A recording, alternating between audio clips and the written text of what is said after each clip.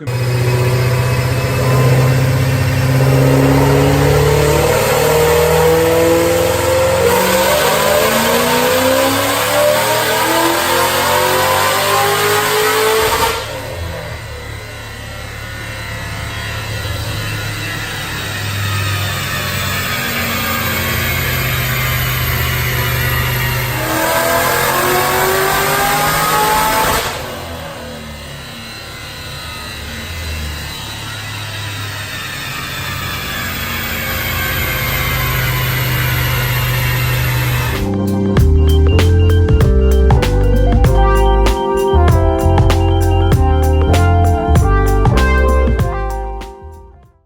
Everyone, I welcome you to the Black Prospector Show.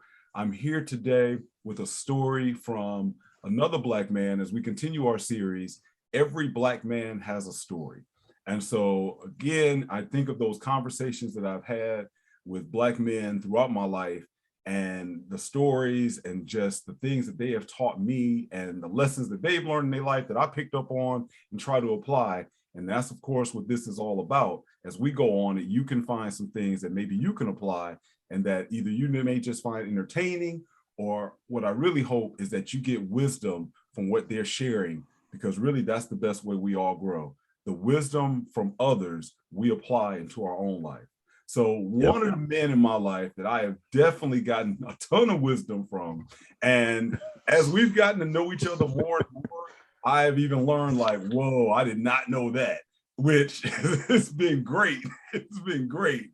And that is the Black man today that's going to tell us his story. I'm going to call him Cobra John. Cobra John. And we're going to find out why we call him Cobra John in a few moments. So Cobra John, welcome you to the Black Prospector Show. Hey. And Thank you. Ask, I already said, we'll say your name, Cobra John. If you want to tell the audience your age, I'm going to ask you just say your age, and then I'm just going to ask you for just a brief, quick, any story you want to tell that best explains you. Okay. I'm 77, Lord's willing. Next week I'll be 78. Pretty good health. Had a scare about a year ago. Got a tooth pulled, ended up with an abscess in the ICU for 4 days. Ended up in the hospital, total 9 days. And I lost 20 pounds in that little short period of time. But over this year, I've been trying to get my strength back. For those of you who don't think about it, do your exercise, stretch, pick up some weight. All that helps to help you not be all stiff and everything. Even when I get out of bed stiff in the morning, I know I got to get up and stretch. At least stretch the muscle, use it or lose it. But I don't know what else to tell you. I'm here and I'm healthy, feeling good. Waiting for the weather to warm up here on the east side of the state, middle America. Sun's shining, but it's cold outside. Wind blowing about 40 miles an hour, wind chill factor. Yeah, but anyway, it's Michigan. But other than that, go ahead. Anything you want to ask? I don't know what to say about myself, but that's it. Well, I was about to throw you a softball then. For our first story, we'll get a little deeper into it. I just want to know one story about a race that you had. Wow. Okay. Boom. Race. I caught that one. It was about 3 years ago, and they shut down Southfield Freeway to repave it. And I was at my daughter's house. She lives near Livernois and Grand River in Detroit. Excuse me. As I was leaving her house to come back out to where I live in West Michigan, I went down Livernois, hit I-94, jumped on I-94 westbound, and I'm riding through the traffic. As I get up near Michigan Avenue where they got that curve, I looked up and said, "Oh wow, that's a Lambo in front of me." And I looked up, and I'm in the fast lane, hitting the fast lane. We going about 60 miles an hour, a little over the speed limit. And as we come by the Michigan Loop, you got the traffic that merges from the right, 2 lanes. So it goes from 4 lanes to 6 lanes, then down to 3 and a 2. Anyway, long story short, for some strange reason, he shot all the way over to the slow lane as the big semi truck was pulling out. And I'm looking, oh, okay, what's the matter with him? So never mind, I just eased up and took up his spot that he had in there. And he came on back up, and he riding on me like, oh, I'm gonna go past this Mustang. I said, no, man, we riding through Dearborn. You don't do that in Ford country. And I'm downshifting the third, and we went, yeah, well, that was 3 years ago. They didn't catch me. We went through Dearborn, I-94 near Michigan Avenue, triple digits. And I was leaving him. And he went to the slow lane, I was in the fast lane, and we passed a car in the middle lane, and the lady was in a shotgun. She was riding shotgun in her vehicle, and she saw the Lambo first, and then she saw the Mustang go by, and she was shaking her guys and driving, and she had her point, and she pointed back and forth, look at him, boom, we were gone. Then I got up to around what's that? I can't think of that. Anyway, near where Ford is, I was driving area. I said, oh, let me slow down. We ride through Dearborn. They'll take this car from me going through here like this. And that guy looked like he might have been a doctor, so he'd have got out of it. But that was fun. Yeah, but I had quite a few stories like that. Good. Downshift, leave them. And I ain't scared. That's probably the best way to start out a story with you. It is about you in your car and a race. And so for the audience, that's really how we first met. And I think we bonded first hearing about his car, and then his photography, which I would later end up getting into a little bit later on. But you were the first guy I really saw taking photos, and you were taking photos with a film camera. And so it was like, that was a while back. Yep. Still got that camera too. You were the man that the family called to take pictures of all the weddings. Okay. Yeah. Yep. And of course, the first car, when we met, and once you found out that me and my family, so many of us, we were digging Mustangs, you told us about your SVO. So now give us a story about your SVO. Wow. I got in line. I always, I wanted a Mustang, kicking myself because I didn't get that one. I didn't buy that one in '64 when it first came out. It was it was that dark green and had a black vinyl on top. It was a coupe, and it was a 271 high purple. Back in the '60s, you was talking the horsepower. We wasn't thinking horsepower to weight, so I didn't get it. Long story short, came time for me to get a Mustang. I said, okay, I'm looking at the SVO. I said, it's the first Mustang with 4-wheel disc brakes. It's got a turbo 4-cylinder, good on gas, 5-speed. I said, oh, okay. It came with Recaro seats, standard, all that stuff. So it had the grab bar on the passenger side. First Mustang with 16-inch wheels and all kinds of stuff. So, like I said, I ran that thing, joined the Shelby, the Shelby Club, Shelby American Automobile Club in the Motor City region. And the guys told me how to bypass the boost on it, which I later regretted. And I did that. He said, you put the high octane you put in it, it'll give you more boost and give you the timing for it. And because the Ford computers work like that. Not like everybody else. You put better gas in the car, run better. And I ran that for a while until blew the seals on the turbo. Yeah, but that thing, it was good. I ran BMWs. What else did I run with that thing? Yeah, BMWs with no sweat. Porsche's the only thing gave me a problem. So you've always been a Mustang man. You've always been a Mustang man. Yeah, pretty much. Yep. Ford guy anyway. Why is that? Well, my father worked at Ford. He ended up retiring from Ford, and when they sent me through after I graduated, they sent me to mechanic school, auto mechanic school in Detroit. And first, I learned how to work on cars. I actually took apart and put back together a Hemi, the old 56 Hemi, the old General Motors 4-speed hydromatic, rear ends and stuff like that. But anyway, the first car I worked on was my father's 57 Ford. and did a valve job on it. And ever since then, I've been, been working on Fords, like Fords. And first guy, he wouldn't let me buy that 427 Ford, so he wouldn't co-sign. So that's why I ended up at 390 Galaxy. But that wasn't the first car; it was the second. The first car he co-signed for me was a 55 Chevy convertible, and I was trying to get it was a 283 automatic.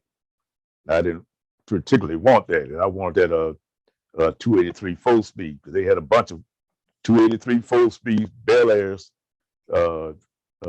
positive traction 4 barrels.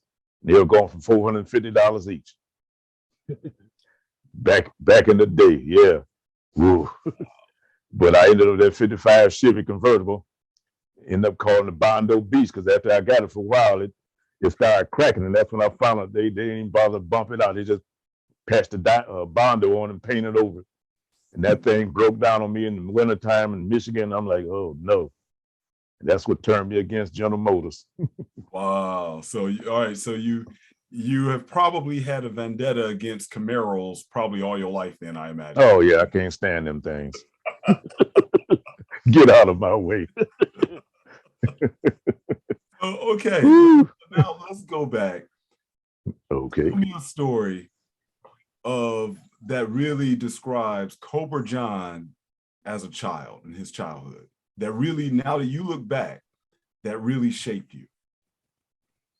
Well, I grew up in Detroit, and I was kind of a little sickly child, but like I said, grew up in Detroit in the 50s, and I didn't realize until I got older that how blessed we were, because I had both my parents, me and my brothers. It was just me and my brother then, because I didn't get my youngest brother and youngest sister. We moved out in the country back in 58, something like that. But anyway, that's when we grew up in the street, and that's when you hear the people talking about the parents didn't have to, the parents called for you to come to the house, you got your butt whooped. When the street lights come on, you're supposed to at least be sitting on the porch, not down the street. That's when the neighbors looked out for the kids. Matter of fact, they busted on you. You around someplace in other part of the neighborhood doing something stupid, they would grab you and whoop your butt and bring you home to your folks, and you get another butt whooping. So that's when I realized that, how blessed we were, because like I said, I didn't realize that I got older that some of the kids didn't have their fathers and stuff like that, and they had single mothers raising the kids, but you didn't know nothing about it. And back in those days, the teenage girl got pregnant. Where's so and so? Oh, she went to spend the summer with her grandmother, and she come back looking different, didn't play with you like they used to. But then you found out she had a baby, and the grandma kept it. Let's see, what else? We used to, like on a Saturday, we get up in the morning, we get breakfast, whatever it was. Folks go outside. You didn't stay in the house, especially in the summertime. You go outside and play. That was the order. And we give it to other kids on the block. We played, rode bikes, climbed trees, stole fruit off other folks' fruit trees. The church down the street, because we stayed on Stanley, was St. Stephen's. It was a Baptist church. I can't tell you exactly what kind, but they were building an annex onto it, and the church sat on the corner, but the building that they built next to it was anyway off the corner. But during the construction, the guys in construction didn't work the weekend, so we run in there and play, and look at the crazy stuff we did. We'd be jumping from beam to beams, and be 3 stories up. Kids, we didn't think that we fall and hurt ourselves. We climbed it and go to the top of the building. We actually went on top of the church building because nobody see us. We was kids. We were 8, 9, 10 years old. We climbed to the top of the roof of the church, and we could actually see the Ambassador's Bridge from the roof. And we do some stupid kid stuff. We'd actually crawl down in the church on the cross street, the side street, and what had I guess what you call those things where you egress thing where you can climb out the window if the place got on fire or something like that, and crawl up on the out of the basement. And we would actually sit down in them things in the police car. We'd throw rocks at them.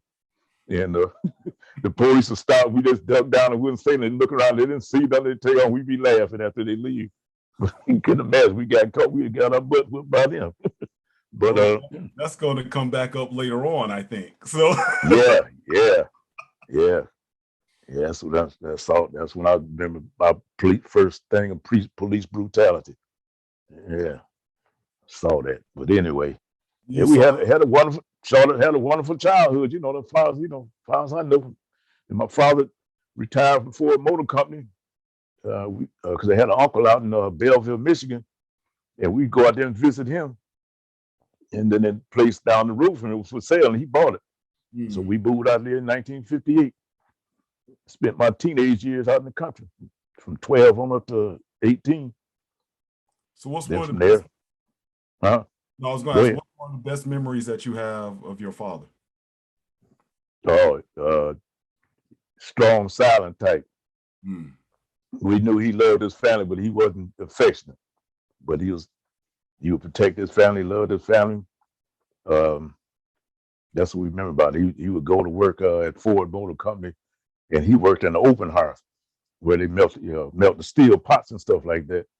And he would come home. I heard my mother talking about he would have little pinhole burns in his clothes from the steel, molten steel popping out of that pot and stuff. They wore a lot of layered clothes, you know, with asbestos and stuff to keep, because back then the asbestos kept the fire from getting to you.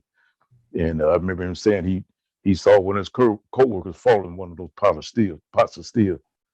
Wow. I said, wow. Couldn't imagine what that'd be, but he would go to work. That was one of the least favorite jobs out there because you working around all the hot steel and stuff on your shift. He worked a rotating shift. He worked midnights, afternoons, and days. And, I guess all that helped. You didn't have to be stuck on one shift all the time. But when he bought the farm, he worked at farm. Tried to get us to work the farm, but it was too late. We was already city kids. So did your dad move you all to the country because he was from the country? Yeah. He grew up in Alabama. Okay. Let me see something I'm saying real quick. His father would have been a slave, except that my great grandfather, what do they call him? Come on, man. Overseer, yeah. And so he was the one. My great grandfather overseer. So he was the one that made sure the slaves did their work like they're supposed to. Really? And by my grandfather being his son, he didn't have to work. Wow. So he grew up lazy. That's all I'm saying. Wow. So that was something that was I guess an oral tradition that was passed down in the family of he was an overseer. The fact that you all knew that, because a lot of Black folks don't even know anything past their grandparents. So yeah. That's something that was talked about. So you got to figure my age. I'm almost getting close to 80 years old, and I was able to see my grandfather who lived to be 104, but I never met my great grandfather. He passed way before I was born. But that's the job title they had. I guess it wasn't because he's good looking, nothing like that. Just just how life fell on him. And but anyway, my grandfather, my father and uncles were raised. They still had to work the fields, but it's called sharecropping. Just a click above slavery. You get paid a little something, but all the work you did went to the folks that own the land. Yeah, you was never out of debt working that way either. Right. So, like I said, when they opened up the factories up north, I guess in the late 30s or something like that, early 40s, my father and two of my uncles, they left down there and came up north, got jobs in the factory. Wow. Chevrolet factory and Ford. My father ended up in Ford, but he started out at Chevrolet. So I know you mentioned having your dad around really made you realize that was unusual. So now Yeah. you on, let's go to think about your childhood and your teenage years. How was it for you growing up? Well, first of all, what time span? So in your teenage years, we would have really been talking about the 50s, we'll say 50s Yeah, and late 50s. 60s. Yep. Yeah. So Yep. what was life like for you then? Well, just naive, and folks, we was raised in the church, and folks just told us to treat folks like you want to be treated.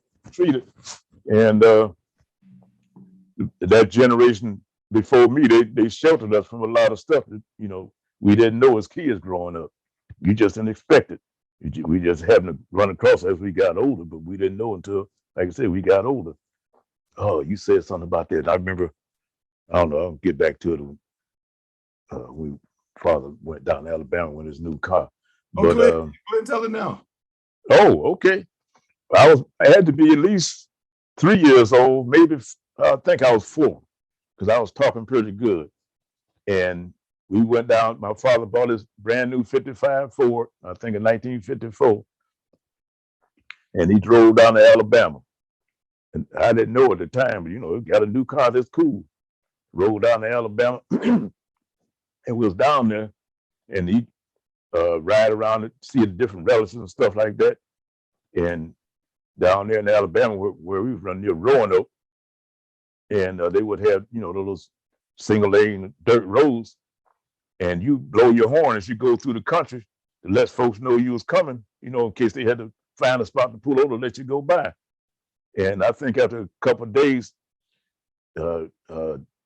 he'd been spotted by the Caucasian, told him better get that in out of here with that new car, And so that's what we did. And father said, yeah, we got to go on back to Detroit. But we stopped up in Birmingham some kind of way. I think he had Birmingham on the way back because they didn't have road maps and GPS and stuff like that.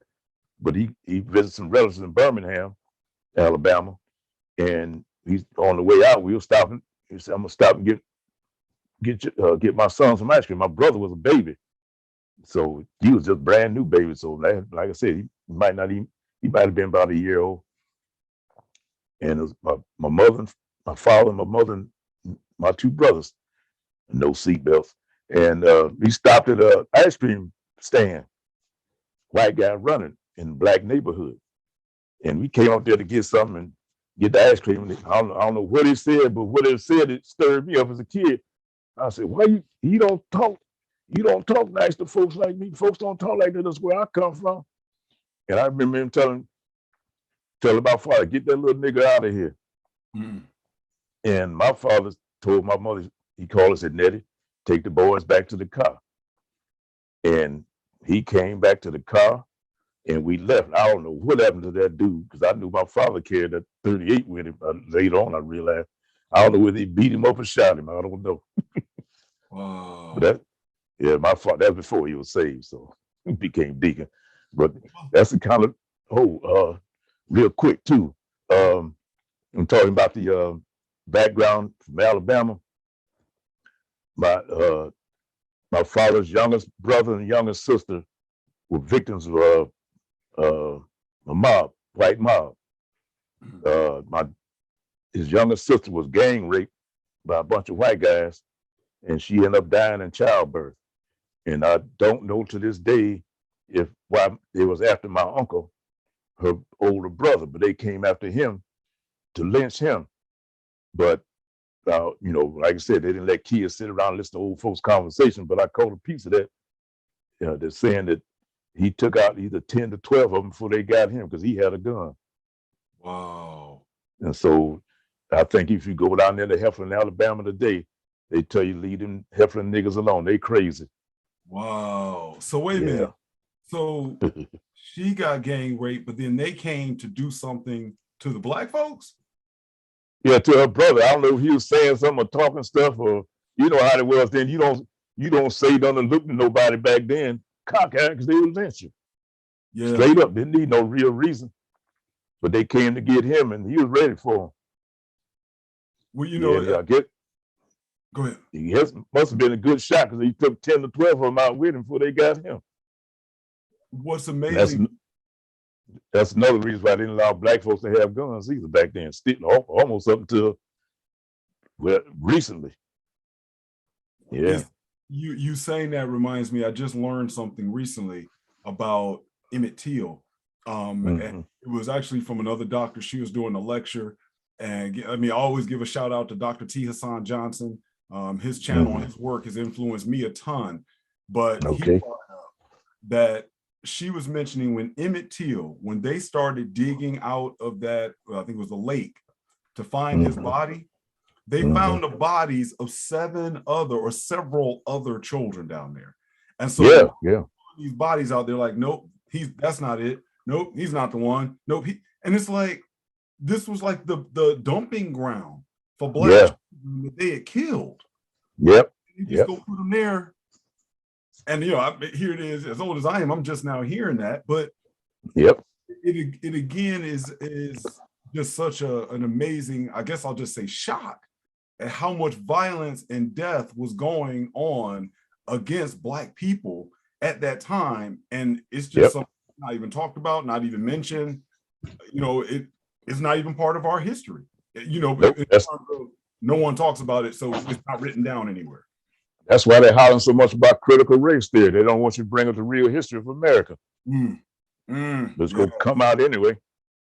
So that'll lead me then to, and I'm trying not to jump ahead because there's so many things I want to get to. Go ahead, just keep going. I'll see if I can remember as you bring it. Because I like how you're walking us through this, because now we're in the 60s. And it seems as though in your life, you have watched things happen to Black folks that impacted you. So now let's go to you graduate out of high school. Tell me about your life. Give me some stories from that time period. Okay, high school. Looking in the mid to late 60s, right? No, it's still early 60s. I graduated in 1962. Okay, so now. So now you think that the civil rights era, who is Cobra John? Okay, that was actually kind of pre-civil rights era, because you heard they mentioned about the NAACP, and that'd be like mentioning Black Lives Matter right now. They get don't say that around us, But I remember we came up with the school colors for our robes and caps and gowns and stuff like that. And the Black folks, Black, we came from out of Sumter Township and went to Belleville High School, and we had a pretty good contingent up there, and we kind of voted on burgundy and gray, kind of like the Northwestern High School colors. But no, we want Kelly and white, and it was more than it was us, so that's what we got, Kelly and white. So I didn't even go to my school prom, so I didn't even think about them folks. And let's see. Okay, let me back up. Where we going? That's when I started seeing things that you in high school, and hey, John, how you doing? Blah blah blah. When I was in my little doo-wop group, and they invite us over to their house to sing and stuff like that, downtown Belleville, and parties and stuff. But when you see them individually on the street, like when my mother would come up to Belleville to wash clothes in downtown Belleville, I think the laundromat might still be there, and we would help her wash clothes and stuff like that. And I saw one of my schoolmates, and I called him out by his name. He turned his head real quick and wouldn't say nothing. I said, okay, now I see where you're coming from. So that's how it is. But anyway, I got out of high school and went back to the city and started my life. No, well, not really, because I got a job at I was trying to get a job as auto mechanic, because I had graduated from Wolverine School of Trades. Nobody would hire me. That thing was like, oh, you need experience.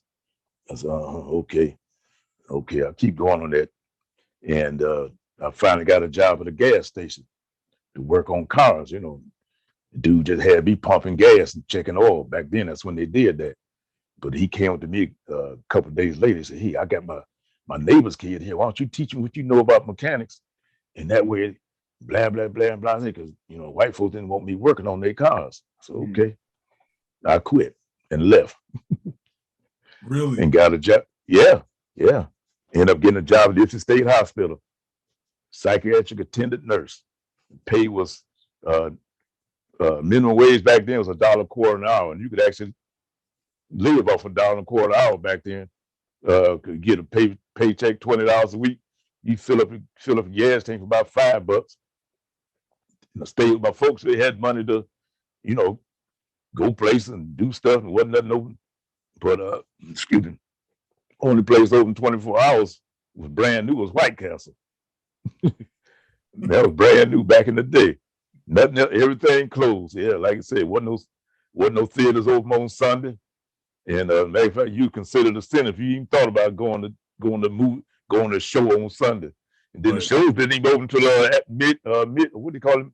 What do you call them things? Not midday thing, but open late in the afternoon. Matinee, yeah. No. And you definitely go at night because you have your butt back at home. You had to go to school. But if we went to the theater, we went with all the neighborhood kids went at one time, Pay what is a nickel or $5, something like that to get in the show. It wasn't that much. But where was I? Yeah, anyway, I got a job as a psychiatric nurse at the Institute State Hospital.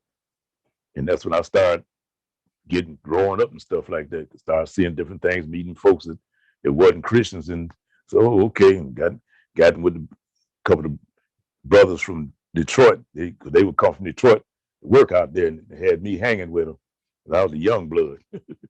And anyway, from there, I messed around there and worked there about a year and a half, and I got my Galaxy 500, 393 speed. Couldn't get a 427. So, but anyway, I got my draft notice, and because they, let's see, because they was talking about Vietnam when I was in high school. But they were just had little whispers of it. You didn't see that much of it. And guys was talking, oh, Vietnam. I said, what is that? I don't know. I didn't think nothing about it. That's y'all business. But I got my draft notice, and I went in downtown Detroit on 4th Street for the physical and everything.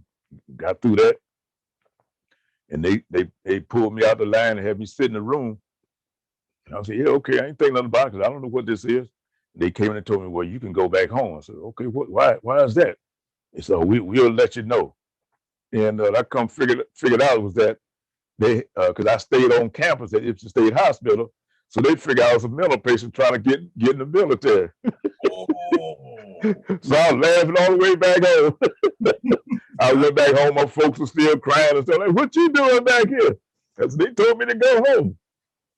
And I guess they figured out I lived it. I was an inmate at Ipswich State Hospital. And wow. So we laughed about that and stuff. And a couple of weeks later, I got the second notice. And that's when I finally said, you don't have to go into the Army that time. You could pick the other branches. And so I picked the Air Force. I like the airplanes anyway. Boom. That's where that started. That's 1965. So when they drafted you, so they didn't take you then, did they reach out to you again, or did you? Yeah. Oh, okay. So they called you back, and now they just said you can choose another branch to go into then. No, that was what it was. I found out that you didn't have to go straight. You didn't have to be drafted into the Army, because the Army was like 18 months, and but they say if you choose any other Navy, Marines, or Air Force, you'd have to do 4 years. So I said, if I got to do 4 years, I sure ain't going to Marines. They nuts, and I don't like that much water, so I ain't going to the Navy. I said, I like airplanes. I'm going to the Air Force. Okay. And that's what I did. But like I said, when they realized their error, that I wasn't an inmate at Ipswich State Hospital, I actually stayed on campus. They said, oh, let's get this back in here. We need cannon fodder. So then that's when they got you. Yeah. Okay, got it. Yeah, that's when they got me the second time. No, not this time. I'm going to Air Force. Spent 4 years, 3.5 years. But anyway, that's what that happened. But that was my first plane ride out to Texas. I don't like Texas. Nope. Because the plane landed in Dallas. I didn't realize at the time you thought it would be a short bus ride. We had to go to near San Antonio, Texas. It was on southern Texas. That was about an 8-hour ride. We go to sleep, wake up, we still on the road. Don't see nothing but wide open fields and jackrabbits. I'm like, oh man, how the kids say back later, are we there yet? Right. Yep. So but that was it. It was Texas. So you end up going into the Air Force right during the Vietnam War. How was that? No, it hadn't. It was just starting. 1960, 65. Oh, so it was just starting to crank up. Yeah, that was before they hit it big. So I was in the Air Force C-130 crew chief because they saw my history that I had a certificate in auto mechanics, and they needed mechanics more than need because I scored big in all the mechanics and the office thing, and so they didn't need nobody working in the office. So yeah, okay, aircraft mechanic, good. So they stuck me in the aircraft mechanic. Went to school for that, and they put me on C-130s. Well, let me ask this, because with what you had seen in your life up until that point, how did you now feel going to fight for this country when you had watched personally at the age of 3 or 4 the stark racial differences between how whites and blacks were getting treated, and now you're being called to basically defend this system? How did you view it in your mind, and how did that end up impacting you?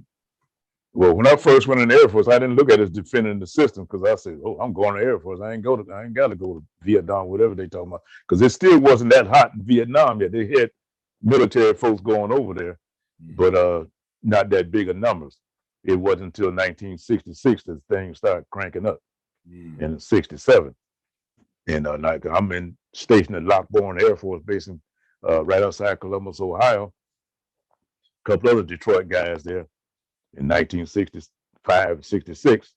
And in 1967, that's when the riots broke out in Detroit. And they used my airplanes, the C-130s, to go to Fort Campbell, Kentucky, and pick up guys in the 82nd Airborne, 101st, and fly them to Detroit to stand by, because the city was rioting. But they wouldn't let the black guys from Detroit go, because I was actually crew chief on the airplane. When your plane go more than 3 days, you're supposed to be with it. But they wouldn't. They confined us to base. I'm saying, what is wrong with them? Because the white guys were like, "Hey man, bring back color TV." So I ain't thinking nothing about it. Not how serious it was. But during that time, we didn't go. So okay, came on back, and they had me training on this guy. I remember his first name was Vinny. I'll forget his last name. I know he's Italian, but I was supposed to be training under him as a crew chief. And all he had me to do was try to take screws out of the floors of the airplanes and put them back. I said, "They ain't teaching me no job." So I got upset, "Man, you ain't teaching me nothing." So I guess he talked to somebody, and there's them dudes from Detroit. Now, I'm quite sure they called me something else, but they took me out from under his care and just had me bouncing around. And during that time, they tried to court martial me for different stuff. Some of the stuff I hadn't done, some of the stuff I was doing, but they didn't catch me. And so that's why I'm figuring, what is wrong with these folks? They hit me with Article 15 at least 3 different times. So I'm saying, I went to the command and stuff like that and stated my case. First 2 times, didn't make no sense. They couldn't really do nothing. They really ain't done. They got to do something better than this. I said, okay.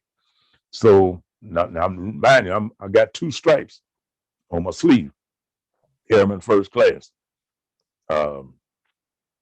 They put 2 guys on me, 2 white guys, to train them to be crew chiefs. Okay, I did that.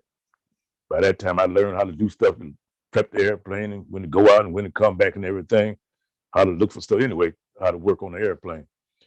And they promoted them guys over me. No, I had 1 stripe. I had 1 stripe. And I've been in service about 2.5 years. And these guys come in, both of them, one of them's from Canada. And I can go in another story about what they was doing, but they promoted them guys over me. They got 2 stripes. In other words, they was my boss. Since after I trained them, now they were my boss. So I just said, I ain't doing nothing. Y'all promote them over me, let them do the work. And somehow it must have made them mad. They trying to come up with something else on Article 15 on me. And at that time, wrote to my parents, but how they was messing with me and whatever. Anyway, I ended up writing my freshman congressman about how they was doing me in the service. And about that time, they were starting to pick up recruiting, drafting guys to go in the Army to start this thing in Vietnam, because it's kicking up then.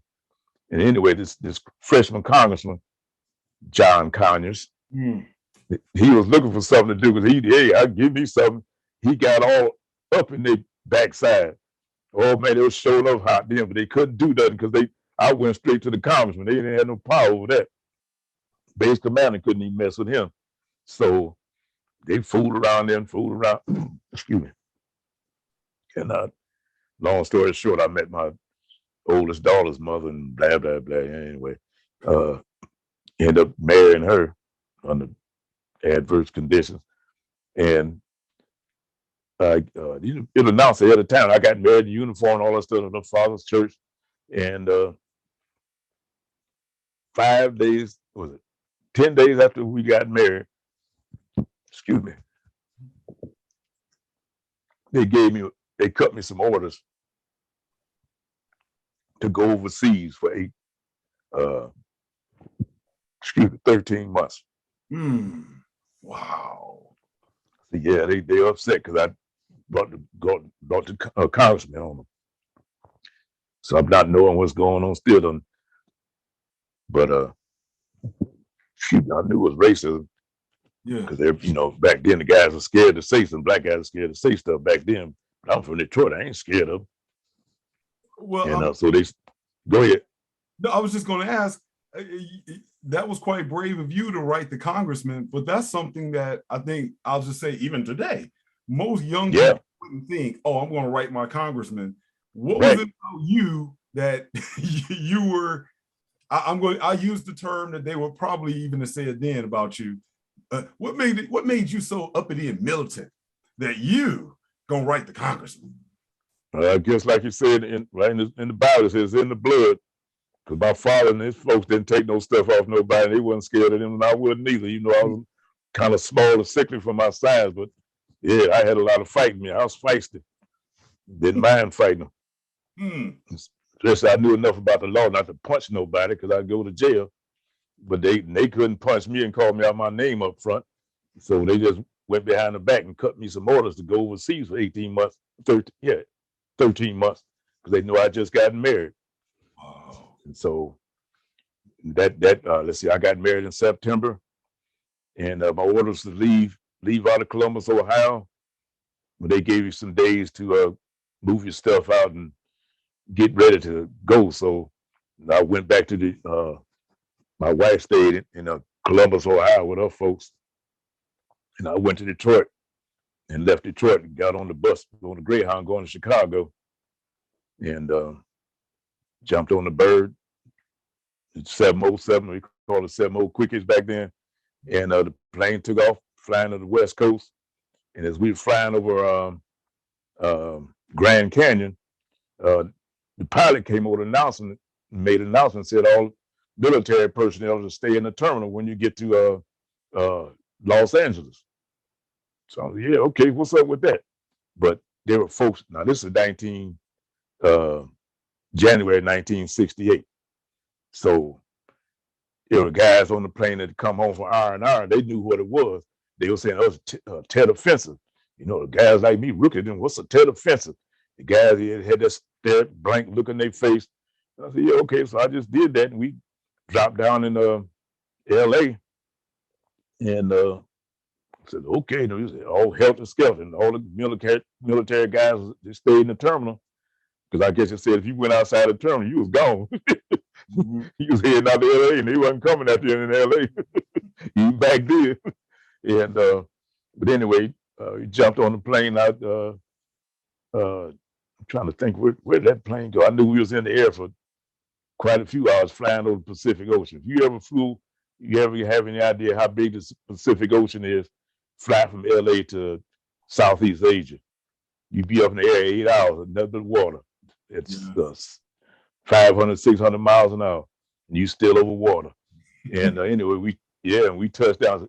One guy got a little panicky, talking about, oh man, what if we crash? Dude, if you crash up here, you dead anyway. You want to get a chance to drown. Right, that's true. Yeah. So he just calmed down after that. So okay. Yeah, be on the airplane that long, a bunch of GIs. It was plane, nothing but GIs on the plane. That's what it was. That's how the airlines made their money, flying folks Vietnam and back. But I touched down in Clark Air Base in the Philippines, and everybody's running around, like somebody pulled a fire alarm and everybody running everywhere. And I'm like, I found a place where I was supposed to go. I said, wait, where is it? Don't worry, we going. I ain't got time, But I called this one guy, stopped me. I said, hey man, what do I do? I'm going to Mactan, which is a island in the southern Philippines. And he said, yeah, that's where I'm from. Said, oh, okay, what do I do? He said, man, they know you're here. Just relax. Don't worry about it. And I ended up sitting in Clark Air Base 3 days. And that same guy came back. He was shaking from head to toe. We talking serious shell shock. They was walking to him because his nerves are shot. But that's when he heard that the Viet Cong and all them had overrun the Saigon Tonsanut Air Base, which is Ho Chi Minh, and they was all on the airline throwing satchel charges, blowing up airplanes and stuff like that. I'm like, oh man, send me over here. And I guess the guys back in Ohio to send me there, they was probably jumping up and down.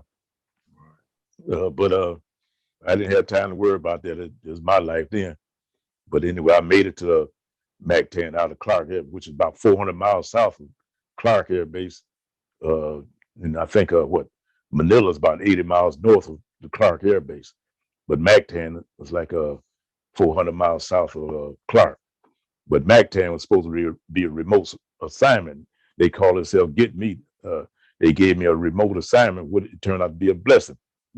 Because when you send me to a remote assignment, I get $55 a month more for the remote assignment. Then once I'm there, I get $55 more a month for being in the combat zone. Then plus I was getting $55 a month for flight pay. You fly so many hours a month, or out of a 3-month period, you had to maintain your flight pay. So I was making some good money back then. Nice. Yeah. But anyway, I got down to Mactan and got there, and where did I stay? God, man, we ain't got time for that. Just take the barge across the bay and go find your motel. I didn't know what it was dark. I didn't know that. Went down to the barge went across, and what it was, Mactan was a remote island. It's a little bit bigger than Belle Isle. Okay. And I guess about 30% bigger than Belle Isle because it was big enough for a mile long runway. And anyway, I got on that barge and went across to the next island, which I found out later was the second largest island in the Philippines. I'm like, oh man, this is cool. This is very cool. So I got me a room, yeah, and somebody else. But anyway, we spent the night there, and I got up the next morning because I had to make a roll call, and the barge would leave at 6 o'clock, going back to the island because he had a lot of people would get on the barge and come work on the island. The Filipinos would come work on the island. And so I was got on the barge with a bunch of them, so I wasn't too bad, but I could feel that thing roll up and down. And I found out later that we were actually in that sea. I mean, that sea was actually 150 feet deep. I was like, oh man, but the barge was so high you couldn't see over the side. So I just stayed there because it was just a little short ride. But I like, yeah, okay. But we got there, and I didn't have to make no beds or do nothing because they had the Filipino folks that did all that. They cleaned up the barracks, bathed the beds. They worked at the chow hall, and so it was paradise, really. We go downtown. We had a village of people that stayed on Mactan, just outside the base. They had a nice little village. We would go down and eat Philippine food and everything. They loved to see us. We spending money down there instead of eating on the base, because we could do that. But that was part of it. Like I said, I was there from January, February, March. Yeah, in March, I got assimilated to the heat and all that stuff. And that San Bagale beer gave you a headache the first 3 days. But after you get out the first 3 days, you can drink it as long as you want then. And they served the beer warm. So we had to teach them how to serve ice cold beer. Right. But our first trip to Vietnam was in March, and that's when they were still hot. It was still hot because they were still doing stuff. And I got to Tonsanute, and I was in charge of like 3 or 4 different C-130s as they come in. And matter of fact, I saw one of the tail numbers on one of these History Channel things. But I did my work so good. Another thing about racism, the base was hot, especially at nighttime. But they had a 12-hour curfew, like from 6 o'clock in the evening to 6 o'clock, 6:30 in the evening, 6:30 in the morning. And all the white guys jumped on the daytime shift. So by me being new, I was on nights, which was even better because there wasn't that many officers around. So we can do our thing like smoking weed and everything. So, but that's when they hit the base at nighttime, lobbing rockets over in there and everything. And I guess I worked good enough to where my line sergeant, he was in charge of our line of C-130s, and he liked the way I worked. I messed around. I had 2 strikes, and they messed around and gave me 3. So that was unusual, getting which was a sergeant back then, E4 under 4. That was highly unusual. But I was in the combat zone, so I got a combat promotion. I guess them guys back in Ohio, they jaws got locked up behind that was out. Because when I finally got out, they talking about once you get out, you're supposed to go back to your home base. And I had 6 months to go. So what you wanted, y'all go send me back to Lockbourne? I don't care. What they gonna do? Send me to Vietnam? I'm just leaving here now. And they cut me my order, told me, no, you get out. You going out all the way. Because I wasn't taking nothing off none of them suckers. I wasn't scared of them no more because I seen all kinds of stuff. Yeah, in the military, in the Philippines and Vietnam, you had the white section and the black section. You would lead a base, Clark base in the Philippines. When you're off duty to go downtown, and right outside the gate was where the white guys stayed. You had to walk through the whole white section to cross the bridge to get where the black folks was welcome. And we even heard stories about, because the Philippines, they Philippines, they tell you quick, their background is African. Their background is African. And because the Spanish came to the Philippines and made it with the Africans, and that's where the Filipinos come from. And the Puerto Ricans too. Don't let them hide. It's them too. But they would tell us that white guys said, don't we couldn't mess with you black guys. We did. We couldn't. They wouldn't be bothered us no more. I told them, they ain't think about them, because they said we like you guys better. Y'all party hard. Spend a little more money too.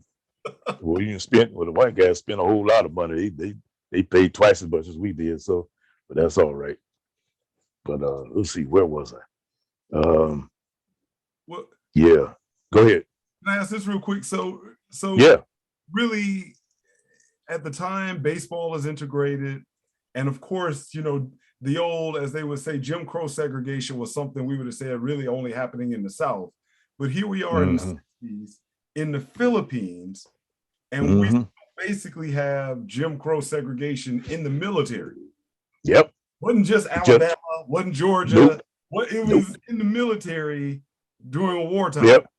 Even though it's against the law, the services were integrated on paper, but actually they weren't. Because when we stayed in the Philippines, in Mactan, the white guys had their barracks. They would assign all us to different barracks and stuff. But white guys said, man, I don't want to hear that ass-kicking music all night long. So they told all the black guys be in 1 or 2 barracks, 2 or 3 barracks, and the white guys be in theirs. And we used to have sound wars going, because back you could buy the real recorders, tape recorders, turntables, big box speakers. You can get all that stuff less than $200 because it was tax free. And we had some wars when they played that Sunday morning. They pick up that old Wang Dang Doodle music. The black guys hook up all their stuff in series and be blasting out loud, man. You couldn't even hear the airplanes taking off sometimes. So the commander said, everybody shut that stuff off. Wow. But yeah, that's how it was. My first trip into Vietnam. No, not yet. Yeah, that's right. It was my first trip to Vietnam because I was supposed to be going to Clark Air Base. This, like I said, this was in March, but the plane got diverted and flew to a place called Dong Ha. And I didn't know what Dong Ha was until after I got up there. And it's 5 miles from the demilitarized zone. The plane touched down there. I got off the plane because I'm the crew chief. And had about a dozen other guys going to Clark, but I was an aircraft mechanic. So I got off the airplane doing like I was taught to do stateside, stand by the fire bottle, because we had to shut off one engine coming in for a landing. And so they dumped a load, I think a big radar thing off the back of the plane and got it out the way. And while we were sitting there, they got it out the way. We started getting shelled with mortars. So I'm looking around and said, man, what do I do? I looked around and everybody was gone. Where'd everybody go? Somebody said, get out, fool, they shooting at you. So I ran to jump into a bunker. Dude came with the M16 in the bayonet, not in here, dude. So I had to jump over the thing and I turned around and there's no place to go because everybody else got all crowded up and stuff. I looked back and the pilot got his arm hanging out the window, swinging at me to come on. And so I ran back over there and you got procedure. They start like, you start number 3 engine, which is on the right side. Then you start number 4 engine, which is already what they call feathered. It was broke, but they didn't start it. So they started number 3 engine. Then you go from number 4 engine to the left side to number 1 engine, and then number 2. So they got number 3 started, no sweat. And I'm on the headphones, and the crew telling me, man, get that blankety blank fireball out the way. So I pulled the fireball out the way and rolled up my cord on my arm and stuff like that. And I run on. They started number 1. Number 1 was going, you can hear stuff. Whoop, whoop, whoop. And I got by number 1. And I was getting ready to get on the plane and close the door because they're gonna start number 2. Number 2 is right by the door. And that engine started while I was around. Whoa, man, because that thing will whack your arm off even when it's just starting up. And we had to do lost his head like that. We got too close and they fired the blade and whacked his head right off. But I jumped on the plane, rolled the cord and closed the door. And the crew got going.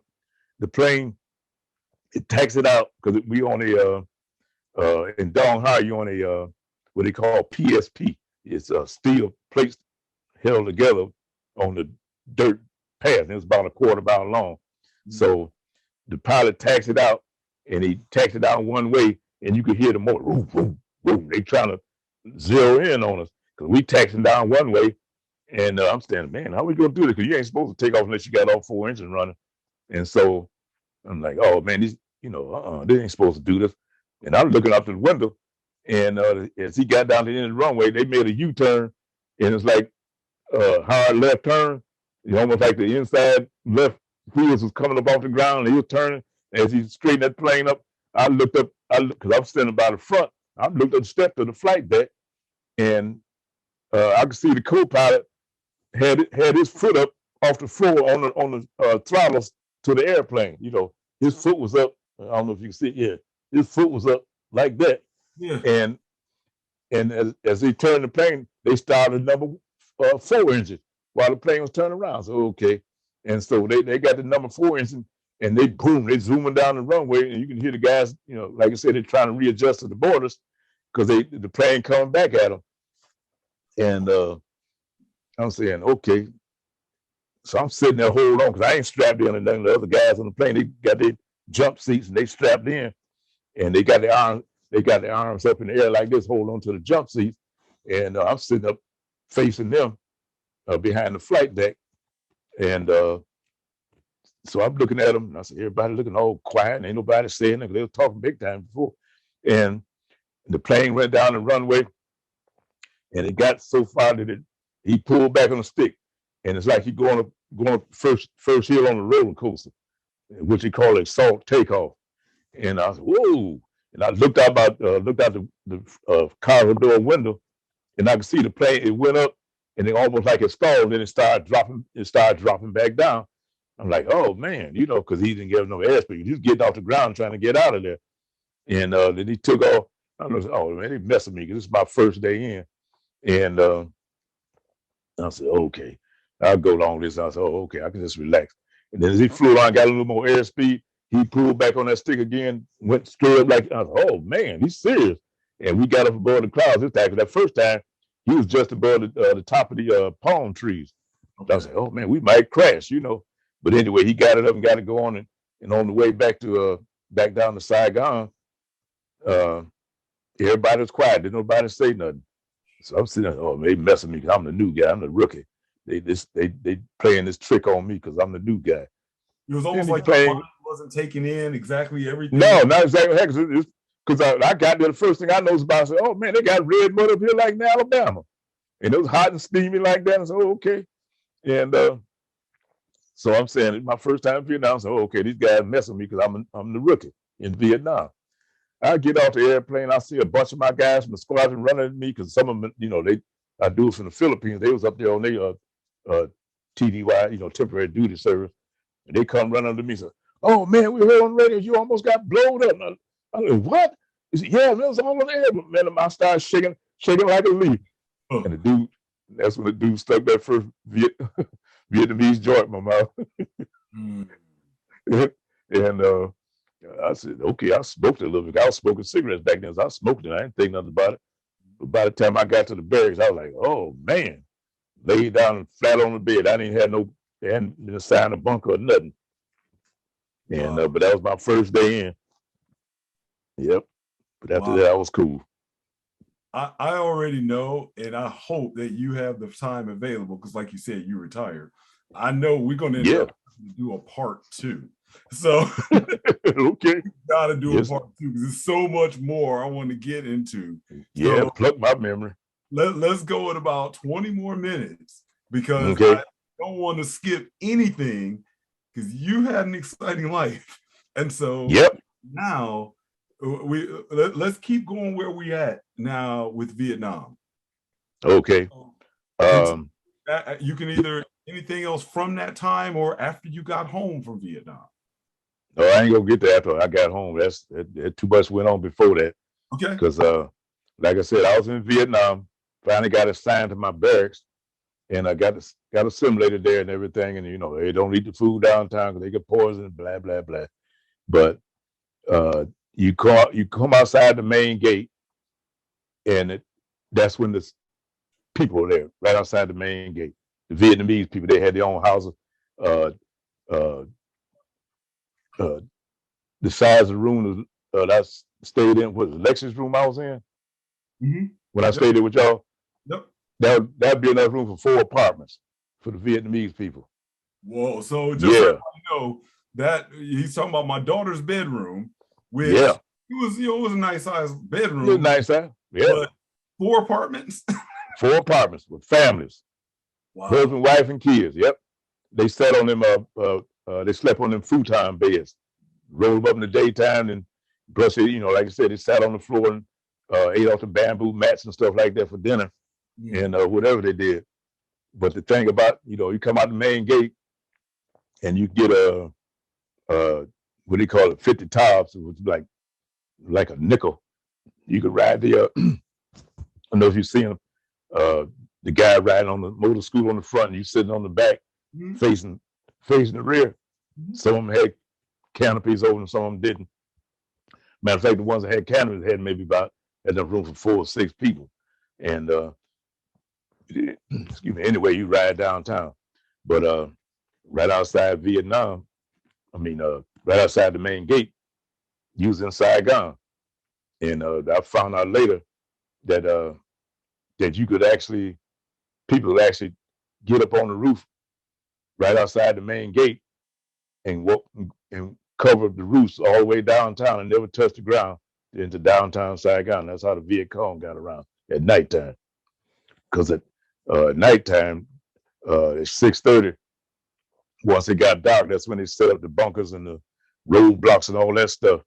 They have the sandbags out in the street, staggered and stuff like that, with usually 1 or 2 guys in it with machine guns, M16s, and grenades, whatever else they needed.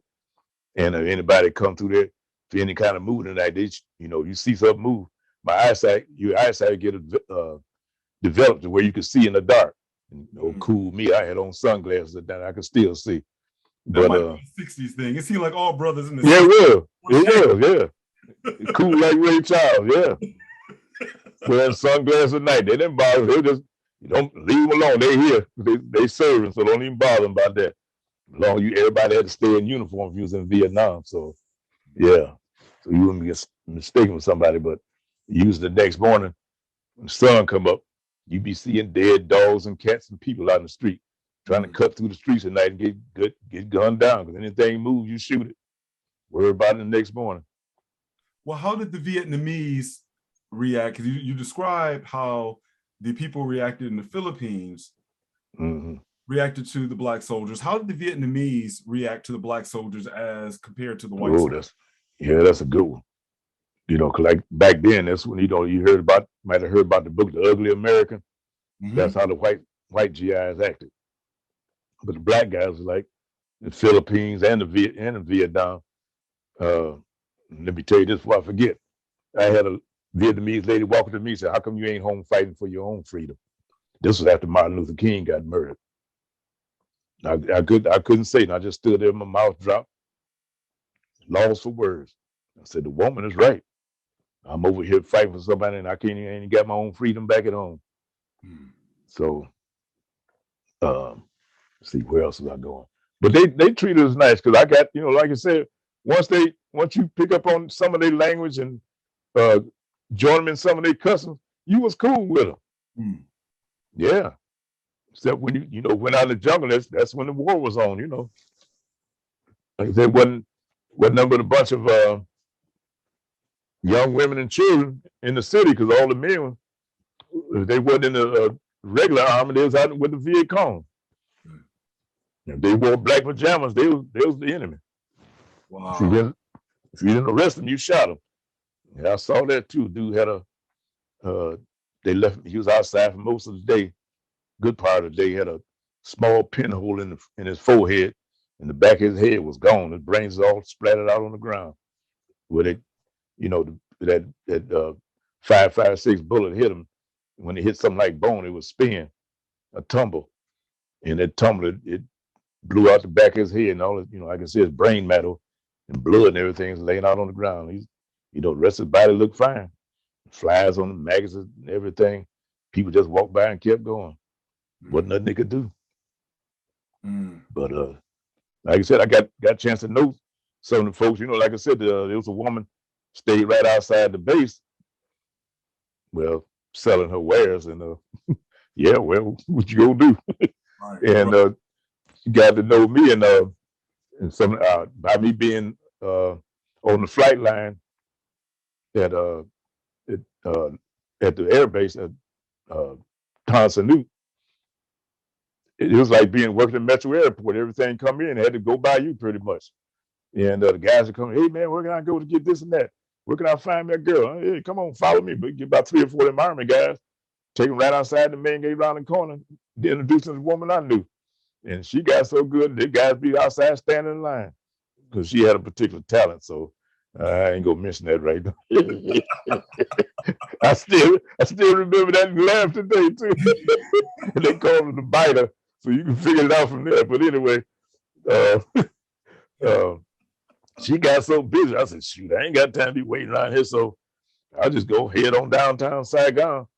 And another Vietnamese woman about a quarter mile up the street saw me come back and flag me, hey, GI, that's about all the English she knew. And she waved her hand for me to come on upstairs. I went on upstairs, sat down. She had some weed and stuff like that and drank some beer. And I spent the night there. So like I said, once curfew hit 6:30, you better not be caught in the streets. You get killed by your own folks. And like I said, you 6:30, it was still broad daylight. Wasn't nobody on the streets. And you had to wait till 6:30 in the morning for the gates to open before you even bother to come out. So that's what a lot of guys did. A lot of guys stayed downtown, But let's see, something I missed on that too. But yeah, I got to, like I said, I got to see quite a few folks, stuff like that. But who was that? One on my fingers, okay, back to Martin Luther King, April. Like I said, I went over there in March. In April, Martin Luther King got murdered by the U.S. government. And I don't know if I told you or not, but every time I mention it to people back here in the United States, they say they never heard about it. when Martin Luther King got murdered, it lit up over there in Vietnam. Black guys was killing up white folks right and left. It got so bad to the base commander, the commander over all the forces. He said, everybody go back to your particular units. Army guys go back out in the jungle. Navy guys get back on the boats. Air Force guys get back on the base, and nobody moved till he say so. And that's what it was. I mean, man, it was, you talking about a black man who was mad. You know how they burn up the cities in the United States? Yeah. Multiply that, guys, with guns and grenades and mortars and all that stuff. Just shot up everything. I've never heard that. I know. The government ain't going to tell you that, because they didn't want to tell you that, because they know, okay, we got black GIs over in Vietnam shooting up like that. How come we can't do it back here? And see, that's when black guys were really unified in Vietnam, because that would help out Army guys, especially, guys went AWOL or something like that, come out the field and didn't know nothing. I'd help them get the supplies and stuff, because it's some guys I know personally that got all their supplies and took out for the jungle. Said they going toward Laos or Cambodia. They said they were done. They tired of fighting. Wow. Especially wasn't fighting, and still call me nigga. So actually, that's a great question. Mm-hmm. I was going to ask, and it's related to that. So I want you to pick that up, because, okay, of course, when I got older and we hear about Muhammad Ali, and of course, by the time we get to the 80s, America loves Muhammad Ali. But yeah, because I started looking back into history, they didn't like Muhammad Ali when they didn't like Muhammad. No, Vietnam. How did you feel when Muhammad Ali took that stance and said, "I am not going to fight. I'd rather give up my heavyweight title than go fight"? Now, because a lot of people still, you hear people say, "Well, I felt he was a coward then," etc. No. But how did you feel, because you were in that position? You're the best judge over anyone. What was the reaction of the black soldiers at that time? Oh, we backed him up, because that's what we was doing. We wasn't going out there fighting our stuff with the head. Like I said, I was going to say about it, because I talked to quite a few Army guys. I was helping them, get the supplies and stuff like that, get fed, because if there was AWOL, they couldn't come on base, or they get arrested. So I'll take food, pick up their stuff, and what's that? You had a thing, you go to the PX or BX, you had a car, and you had a ration of supplies for a month. So you get your carton of cigarettes and food and all kind of stuff like that off that car. Excuse me. Outside of going to the chow hall, and I would get them that stuff. And matter of fact, me and a couple of guys, that was outside business. Excuse me. We wait till the end of the month, the first of the month, and get our card. Oh, this hiccup thing started. That's all right. We can deal with the hiccups. You good? If you feel free too. You know that Vietnamese, that French car, the Simca, the little 4-wheel subcompact car. Okay, you might be able to look it up, but they're Vietnam, they're the blue and yellow taxis. And we pick up all that stuff at the main gate, put them in the taxis, 3 or 4 cars like that, 1 GI in each car. And we ride to Mama San. Mama San will pay us extra, because everything said USA on it was worth something in the black market. They would offer us carton. We'd bring them a carton of cigarettes. Like my supplier, I think I stopped smoking cigarettes at the time, but I was getting a carton of Cool Miles, give it to Mama San, while she got the girls unloading all the stuff out the cabs and paying us. The girls would actually open the cartons of cigarette from the bottom without tearing the cellophane. Yeah. Dump all the cigarettes out the bottom, open the cigarette from the bottom without tearing the seal, dump them Cool Miles out, roll all the tobacco out of them, pack it back up with Vietnamese weed, with no seed, no stems, and put them back in the cotton. And we sit there, walk around and base a fresh pack of cigarettes in our pocket. And we walk right by the MP. Someone didn't even know weed was back then. Oh, wow. And but that's what we did. We was making money like that. Yeah. Excuse me. You want to go ahead and get a drink? Oh, feel free. Let's see if that'll help. All right. Usually don't, but hang on. Go ahead. I will pause everything. That's cool. Okay, yeah, go. Now okay, there you go. So you said it was what? Yeah, I had the worst time in my life in Vietnam because of firefights and the rockets was being shot at me. And I had the best time in my life partying like it was 1999, way before Prince. That is amazing. And that's my early 20s, full of vim and vigor, as they say. Right. Had girlfriends all over the place. Wife back in Ohio clowning. Couldn't get mad at her because I was in the Philippines, Vietnam clowning. Well, but I know clowning more than she was. So. Well, that I was going to ask, because one of the things we talk about often, I mean, at the end of the day, my channel is for men. So, and I always like to tell the real deal with men, because I know a lot of times we romanticize women and, you know, oh, women never do. But we all talk about real life, and we as men are telling our stories, but women play a huge role in our stories, of course. Oh, yeah. So in that case, can't live with them, can't live without them. All right. so I'll ask, for as much as you want to share, you said she was doing her own thing in Vietnam. Was that something that happened, I guess, with a lot of soldiers? How did you find out? I mean, anything you want to share on that? Yeah. When I grew up, because Jody, and I heard the songs about Jody got, you know, that's what they call him. Okay. Yep. Because they allowed me. I think somebody passed in my family. Might have been my uncle. Shoot it. And they let me come home. So went back to Columbus, Ohio, and kind of like halfway surprised. She knew I was coming. She was banging one of the guys, one of my sergeants, another black guy. Military guy. Yeah, because see, by me being a sergeant, we got 3 kind of nightclubs on base. Got the Airman's Club, NCO Club, and the Officers Club. And you couldn't cross into any of them. So once I made sergeant, she was able to get the NCO Club.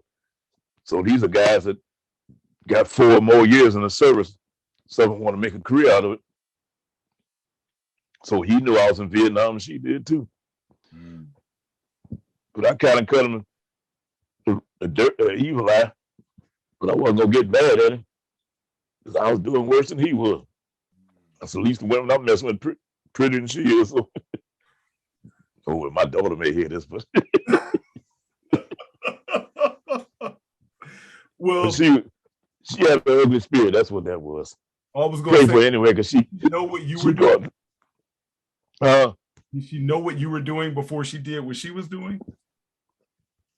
One, she didn't care, and 2, she couldn't do nothing about it anyway. Oh, okay. So I guess she did do something about it, but that's later on after I got out. But I'll let you know about that down the road. Yeah, I was going to just ask, was it a case, did you feel like she was getting you back for revenge, or even if you would have been Mr. Good Guy, the same thing would have still happened to you? Oh, yeah, because that's what happened after I got out. Okay. I'd taken over 1,300 pictures in the Philippines and Vietnam. Now, this is with a film camera. You know, you only got 20 shots on the roll. So I pretty much took my camera everywhere I went, my 35 millimeter. And I got back home with a box of those pictures. And after I got out, I guess she'd gone through them. And she saw a lot of, the pretty women and stuff that So were the Philippines and the Vietnamese women. Got a streak of jealousy or something like that. I asked where were my pictures. She said, well, I don't know. I ain't seen them. But I knew she thrown them out. We talking about 13 months pictures. Even some of the pictures I taken when I was in Ohio, when I went to France, in England. So, you know, I had to forgive her that, being a born again Christian. Yeah, that was stuck for a while. That was a tough one to swallow. Yeah. But I wasn't a born again Christian when I got out of the military, so I had other things. I'm like cracking a hit with a hammer on this 9mm I had, but thought about that's another story. No, you didn't do it. Didn't do it. Yeah, you still I'm still here. Sure we got that down. She's still alive too. Yep. Okay. Y'all pray for her too, because she going through a rough time medically. So without going into no details, but anyway, both my baby mamas. Quick side note: you had this love for photography even back then. Would there be an opportunity for a Black man like yourself to go into being, you know, kind of a military photographer or journalist or anything like that instead of, you know, fighting? No. Nope. Very slim. Possible, but it's slim. For one thing, you don't have the opportunity to advance in rank, you know, in the photography like that. And use the photography you're doing for the military is overt, covert photography and stuff like that. So ain't no room to make no rank. Like me, I was in combat status and I did my job. So I got rank. I was able to do my job under combat conditions and managed to maintain it. Yeah, I know now too, because prayers of my folks, or the folks back here in Church of God in Christ. Got another story about that one, but be able to tell that another time when I ain't got these hiccups. But yeah, they cut that nerve over a year ago and it's still messing with me. That's all right. That's probably it. We probably got only a certain amount of time of you talking before the hiccups come in. So we're going to definitely do a part 2 because, like I said, we haven't gotten to when we met.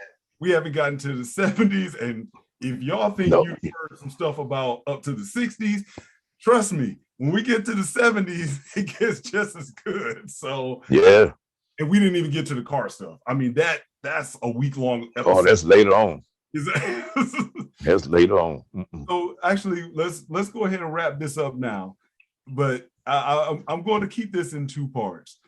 Okay. So I asked this. Maybe 3. Maybe 3, exactly. Yeah. So, like I said, I was in 21 or 23 years old. What 60? No, 20. I was 24 and 68. Yeah. Okay. So let's end the first segment. Still got 50 more years to cover. So we definitely might have to do 3. You might have to cut your life up into 25 years all the way through. Yep. So let me ask this question in closing for our part 1. What would you go back and say to that 25-year-old kid or grown man? Because you probably look at him like now, but that was a grown man who thought he probably did a lot at 25. What would you go back and tell him now? Keep doing what you're doing. A few things I would do a little different. But what I did while I was there, I'm glad I did it while I was there, because once I got back here, I was never able to get back overseas again under any circumstance. Well, I went on a cruise with my wife when we first got married, but not to get back to France and England and Germany and ride through the countryside or the Philippines to visit. You know, I met some folks a couple of years ago. I met a guy from the Philippines. I started telling him where I was from. He saw my car and he saw my license plate. And we got to talking at Sam's Club in Grand Rapids. And I found out he was from the first place I stationed at MacTan. Mm. And we got to talking about the place. And he told me how to look it up. Do you remember me saying a little earlier? I used to have to catch a barge, go from MacTan to Cebu and back. He said now they got at least 3 bridges. Wow. Yeah, because they had a couple of barges sank out there in rough waters. Ooh. Killed everybody. Okay.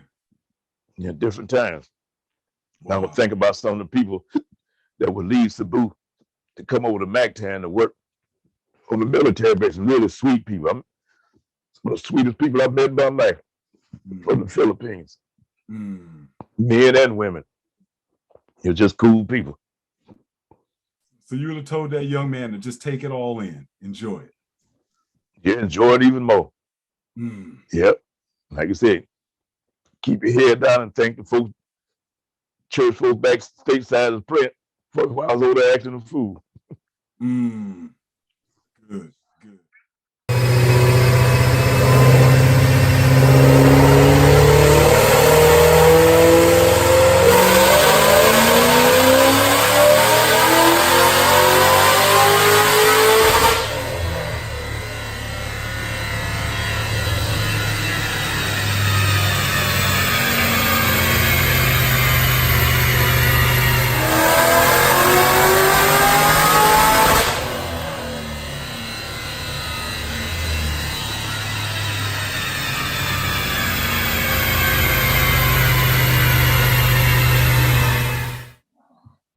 All right, welcome everyone to the Black Prospector Show, back again, and I am here with my man Cobra John. We starting part 2 of this interview with Every Black Man Has a Story. Now, we have to go ahead and first give a happy birthday to John. He just had a birthday yesterday, and he is now, you want me to tell your age?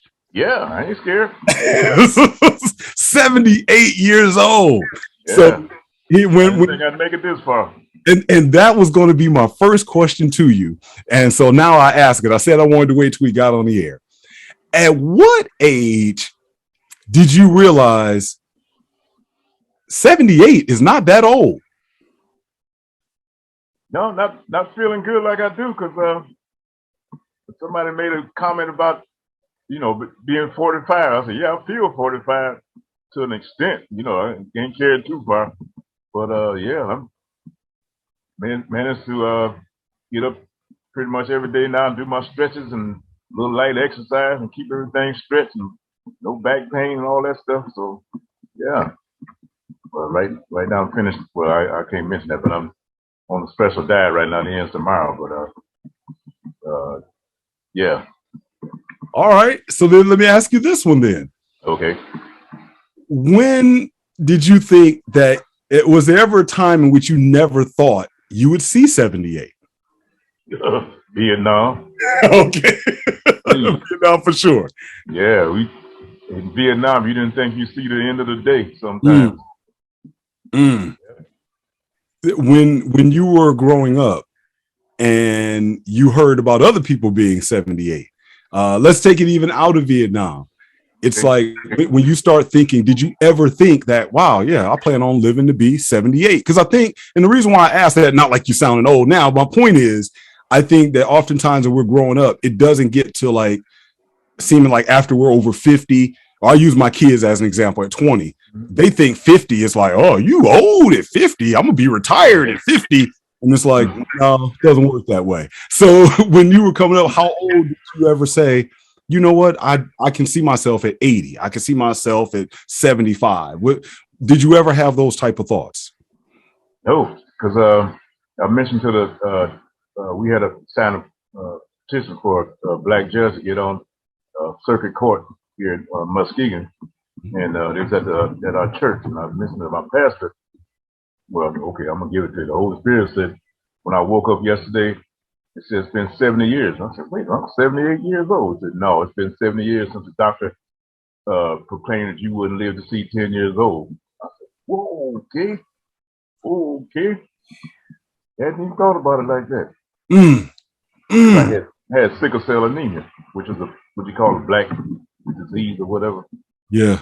I was bleeding pretty bad. You know, I couldn't even hold my head down. I couldn't play with the kids because anything would get excited or something like that, get overheated, boom, blood would squirt out my nose like that. Wow. Like somebody hit an artery or something. Wow. And I guess, you know what, the way you put it was probably better than the way I put the question, because that is a good example. When we're growing up, you know, it's almost like what happens, and it's probably a question I'm going to have to ask other people now. So, you know, did anything ever happen in our lives where you never thought you would see blank whatever age you're at now? And I think you just gave a good example. You know, at 10 years old, it's like, hey, I just want to live to see. I mean, I remember when I was in my teens and you had that stat there that I think it was 1 out of 8 black men die by the age of 25 due to gun violence. And, you know, you look at the street, prison. Yeah. And I'm like, I hope I get to my 25th birthday, you know, and so I remember thinking that way. So, but let's get back to you, and we will pick up really right from where we left off last week. And you already started going there, Vietnam. And so the last time we were talking, you were talking about your tour over there and really everything that you were going through, especially in the case of we kind of moved on to Muhammad Ali. At the time, I asked about him not going in and how you all felt about it. And so now we can pick up more toward your end and of your tour of Vietnam and transitioning out of the military and coming back here into the U.S. So tell me a story as we start part 2. Towards the end of your military career, what's the story from there? Okay, back to Vietnam again. Sorry. No, go where you got to go, brother. We were in Vietnam, Saigon, what they call Ho Chi Minh City now, Tan Son Nhut, the air base. You step outside the main gate, you was in Saigon. That just a matter of one step to the other. And this was after Martin Luther King had been murdered by the government, and mass riots throughout Vietnam, black guys shooting up everything. And I ran across past this lady in passing. And she just asked me, how come you're not home fighting for your own freedom? And I stood there with my mouth up. I couldn't even answer. I said, yeah, with all this background I got now, and how to fight and combat, and, you know, and I lived to this far, and I ain't scared of nothing now. So yeah, they didn't kill me now, they won't kill me later. But that's what stuck on my mind. And like when I got home, somehow I sought out the Black Panthers, and that's what I did. Oh, that is a great transition. They was the one that's doing the most, because that's long since given up on the NAACP. They was too went as far as I'm concerned. Because judging by this country's history, they don't give you anything. You're gonna have to take it from them. Tell me more. Yeah, like Pastor mentioned this morning, what he said about the short time this country has been a nation, that about 90+% of the time it's been at war with somebody. And the government, they keep kicking it down. Oh, we go, yeah, freedom, yeah, the Constitution. All men are created equal, but not all men. But okay, we'll give you a little something to quiet you down to keep them burning up our property and stuff, and boom, kick it on down the road. But bottom line, you really want your freedom, you got to be willing to die for it, just like everybody else around the world. Do you find that that's I guess I'll say, do you think that's a right that black men get to have, to say, I'm going to fight for my freedom? It seems like when black men particularly say that, everybody gets scared. When white men say that, well, it just comes par for the course. That's what a man is supposed to do. Yeah, they start waving the flag. Yep. It's just for them, not us. Did the NAACP have kind of a position of, you know, did they take a nonviolent position that Martin had during the 60s? How did that rub you? Go ahead. No, I was just going to ask, how did that rub you? I know you said they were too wimpy. So I really, overall, give me a little bit more. How did you feel? Because again, it makes it seem as a younger black man that, you know, black men back in the 60s, they were all walking around with signs saying, ain't I a man, or I am a man. But it sounds like there were some men like you out there you were willing to show that you were a man. Yeah, because it's not scared. You know, like we had a lot of thousands like jazz coming back from Vietnam that face combat, know what to do and gunfire and all that stuff, knew how to take out stuff and everything.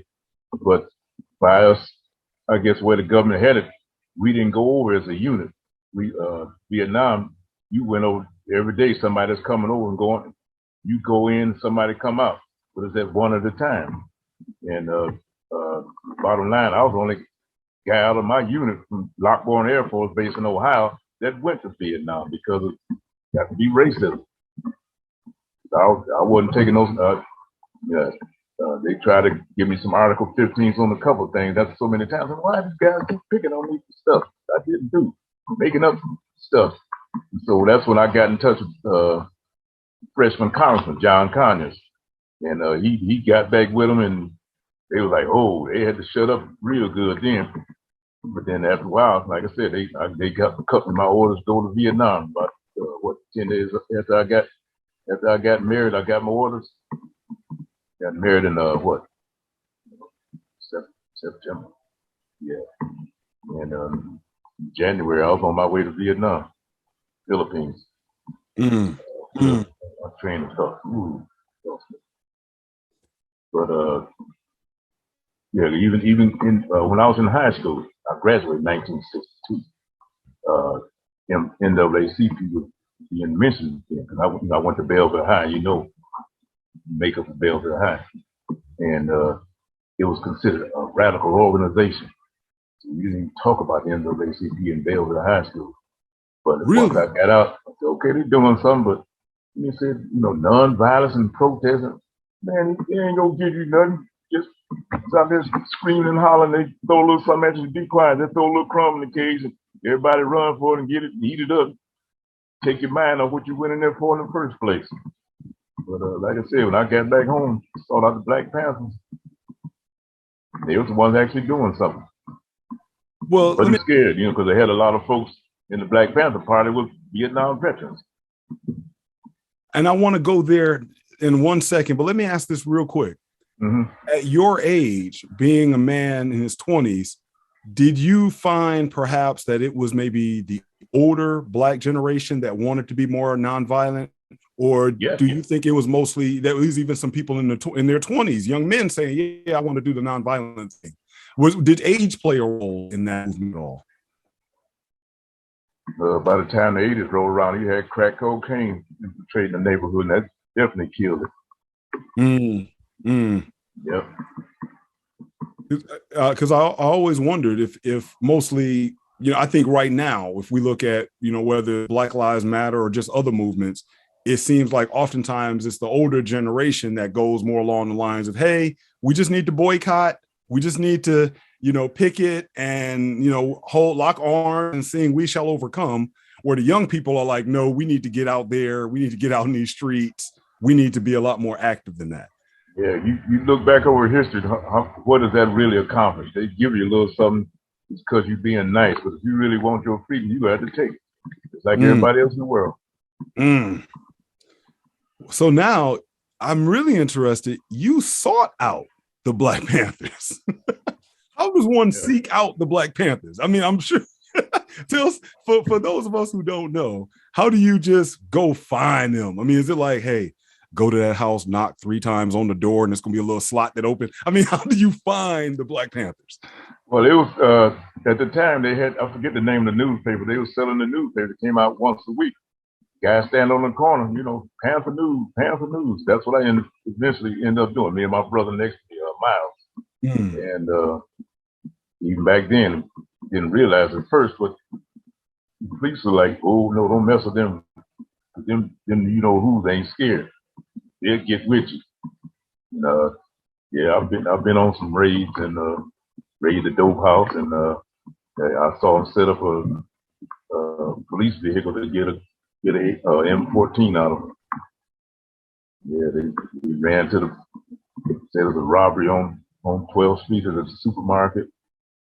First guy got up there and he jumped out and ran in the store thing. He'll catch somebody robbing the store. You know, pop that trunk open, grab that M14, man. He came back out, the trunk open, and wasn't nobody inside. Robbing him. He came back out to his car, and by that time the other guys rolled up. We throw that gun in the car, and we was gone. Whoa, okay, so you, whoo, all right, hold on. So one, you raided some drug houses? Yep. So the Black Panther Party, they were, I guess I use the term, cleaning up the neighborhood as well. Anti-drug, yeah. So they know that's what's important, poison in the community. And but they had me stand outside, but they went in armed, robbed the dude, poured out the dope, took his money, threatened not to keep doing it. Some of them did, some of them quit, some of them did too. So they took that money and put it into the programs to feed the kids and all them other programs. Wow. And people actually donated money and goods to the Black Panther Party because they knew they was doing good for the kids. You know, folks said, okay, I'm scared to join it because y'all ain't against creating some violence, but I don't want to do that. So here's a couple bucks or here's a couple cans of whatever, you know, it's fine. You know, everything works. Wow. But man, that it makes me think back to, you know, only in my life, I recently heard about Richard Nixon making, you know, when he created the war on drugs in the early 70s. And it's interesting that he wanted to get rid of the hippies, wanted to get rid of the Black Panthers, and he wanted to get rid of all of these drugs. But yet here was the Black Panthers were actually getting rid of his so-called, quote, air quotes here, other problems. If he really wanted to get rid of drugs in the Black community, he would have let the Black Panthers flourish, and it would have been, everything would have been okay. They've been giving power to the people. That's their slogan. No, you can't have that. That's, like you said, you mentioned Richard Nixon, former President Richard Nixon, talking about the war on drugs. And at the same time, the CIA was bringing drugs out of Laos and Cambodia, pure uncut heroin. Wow. They had a plane that landed at Thompson Newt Airport. Anybody might know it's a C-46. It's the plane before the C-47, which they used in Vietnam, the C-46. And we knew it was the CIA because it was the only plane over there that the outer shell was polished, the aluminum was polished to a high polish. You know, you can see that plane coming from miles out because the sun was reflecting off when it's just like a big light in the sky in broad daylight. They come in, they land, they taxi over to the far end of the base when wasn't nobody else allowed. And you can see from long distance off, the C-46 is a cargo plane. And you can see him coming out the left side with big bundles of stuff. You didn't know what it was, but everybody knew it was heroin. And I think the movie American Gangster with Denzel Washington, where he portrayed Frank Lucas. Okay, that's some of it, yeah. Yeah, that was actually part of the plot. Frank Lucas had ended up with the distributor over there in Vietnam, and they were bringing drugs back home in coffins. And of course, part of what was fiction and what was real. But the point was, Frank Lucas realized he had a connection that he could get over in Vietnam to bring drugs back over here. But it's been a minute since I've seen the movie. But what was interesting, I don't think the movie touched on any CIA connection in it. No, And we didn't learn about the CIA being involved until we get to Ronald Reagan, Oliver North, Rick Ross in LA, where the CIA was basically funding the war down in Central America and using the drugs that they were selling in LA to go ahead and fund that war. So Ronald Reagan didn't have to go to Congress to go ahead and get permission. That's right. That's right. They've been doing that since Vietnam, so they hadn't stopped. Wow. Wow, man. That's interesting. That's beyond interesting. That's shady. That's just straight shady. Yeah. So now I worked on the flight line, so I knew who was coming in and going out pretty much because everything from the United States came into Thompson Newt. That was the main airport. That was everything came in. The troops, except the Marines. Them poor Marines, they shot them up as the name. They get them out of contact with everybody. Keep them all fired up and stuff. And we was down here in Thompson Newt. Man, you don't have to work that hard. You come down here and party with us. And y'all no Marines on stage. We want the Marines down there sawing them up. We want them mean and green. Yep. So you come back. You're with the Panthers. Now let me go back to the other story. Okay. You said that it was a call went in and a police officer showed up. Yep. And y'all went in when he went in to check out the robbery or the call for a robbery. Yep. Y'all went in and took his rifle out of the car. Yep, took it out of the trunk of the car. Wow. See, after that I don't know if you remember, but after that you started seeing the Detroit Police Department carrying the shotguns up front with a lock in between the driver and the other guy, passenger. I mean, not the passenger, the other police officer.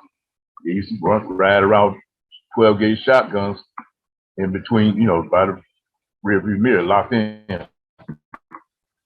After that happened, they stopped leaving in the trunk. The M14 was fully automatic. It was like, oh no. But yep, that was just some of the stuff he did. What's that? We went to I think it was some kind of Constitution convention they had in Philadelphia that year. And we went in a caravan. I got a picture that I took just before we left on the caravan. Must have been a whole bunch of cars full of folks going up there to protest. Hey, Constitution Convention, don't forget us. Hey, we here too. We want our part in it. And I remember riding up the highway wherever we went, and the police was sitting on the side of the road. Nobody pulled us over. They know they strapped, and I ain't getting paid enough for this. But because we had the main group running, and then a couple miles back we had the backup. The main group, we all rode in the caravan, but the backup was a couple miles behind. That's before cell phones and all that other stuff. So, if we got pulled over, they would have rolled down on us in a few minutes after getting pulled over. So the police never did pull us over. They're up back. Yeah. So it sounded like some of the military tactics that you all learned in Vietnam, you used that and started using it here in the U.S. Is that correct? Yeah. Yep. That's what you learn in the military. That's why you got a lot of folks joining the military, the alt-right and stuff, learn the military tactics. That's why they run down on Washington, D.C. so hard over a year ago. They was armed, but didn't nobody stop them because they wasn't black. Put it nicely. Yeah. Wow. Okay, you're giving me another. What do you think? Here's a theory that I have. This is just theory, but in areas that tend to strengthen the system of white supremacy, or in this case, I'll just be kind not to offend anyone, and in areas that defend, we'll just say this country in particular, in this case, if we talk about sports serves a very good value to society. It keeps people distracted. Now I say that as a sports lover. If we look at movies distract us, but at the same time, the military, knowing that, as you've already noted, the military has traditionally been just, a reflection of the racism in general society. But it seems that people in the military get extra benefits for defending that system. And I've always wondered if Black soldiers get benefits because basically we better take care of them and get them to think and defend us now, because we don't want them going back home teaching people really how to rebel and fight against us. And now what you're saying, I mean, that's just been my own personal theory, but what do you think about that? Because in a way, you're saying what I didn't really exactly know, always speculated, because I wonder why after World War II, I mean, Black men have been fighting in every single war this country has had, of course, but it always seemed to be this gap in them coming back and teaching the general population about what they learned about warfare and how this country gets down. It sounds like this was happening after Vietnam. You think why do you think Black soldiers in general over the years, though, tend to kind of separate it? I don't see anybody, like you said, they came back, taught other whites how to go storm the Capitol last year. Why do you think that hasn't happened in the Black community? Well, number one, during Vietnam, you had the draft, so you had about good 20% of the Black population going to war. Whereas now it's all volunteering. So a lot of folks said, no, I ain't volunteering, Because I'm quite sure there ain't as many black folks in the military now as there was back then. Back then, you was in the military by force, pretty much. You know, you get drafted and you went in. But now, I don't have to go, I ain't going. But a lot of folks, the other folks joined to learn tactics and how to use weapons and make bombs and all that stuff for warfare. They the ones hollering about the next Civil War. But at the same time, they know it ain't gonna be easy because when I keep saying Reagan, but it's the same as Trump, same thing, same difference. He got in office, a lot of black folks woke up and said, "Oh, maybe I better give me a gun." But these folks talking about they trying to make America great again, which means they want to go back to slavery. The way we here, and I ain't going that easy.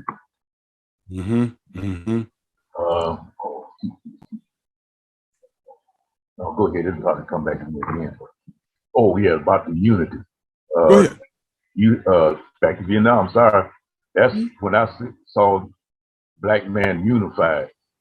You could actually be a total stranger to a black man in Vietnam, but he would cover your back if something broke out and happened. Didn't matter whether it was a firefight or the MPs trying to arrest you for something stupid. You know, to go arrest somebody in Vietnam for smoking weed. Come on, man. Everybody's doing drugs. Not everybody. Large population doing drugs. That's why they didn't bother so much. If they're doing drugs, they think about why they old. They wouldn't want to fight. So let them do drugs and stay high. Yeah. Wow, man. That's the last time I saw black men unified like that. You know, after I got out, came to the Black Panther party, but the government infiltrated that and screwed that up big time too. Yeah, so why didn't they have the same unity in the Black Panther Party that they had in the military? And I know we're not necessarily saying everybody in the Black Panther Party was military, but why do you think there was a bit of a disconnect there? Well, one thing, Black Panther Party took in black folks, period. And some of them were ex-cons and stuff like that. You know, they're already out, and that's how the government infiltrated. They would pull the strings on these ex-cons and tell them, "We gonna put you in prison, back to prison for thus and so if you don't tell on us." And that's what happened. They ratted on them. There's a guy, he's still alive. He's still in Detroit. He was high up in the ranks for Detroit. And I saw him when I was driving the bus. I got to talk to him quite a bit. He was the one that told me the guy that was third in command was the one that ratted on everybody when they had that standoff in Detroit. Detroit had the longest standoff of all the Black Panther Party. And they'd have come straight in that day. They'd have wiped out the entire Black Panther Party because we just moved into a new building on Myrtle. And somehow they knew we was there, but the police department came out in force, and they was all up front. Most of us went out the back door and in the alley. We walked out the alley and walked around the corner. We were standing behind the police in case something broke out.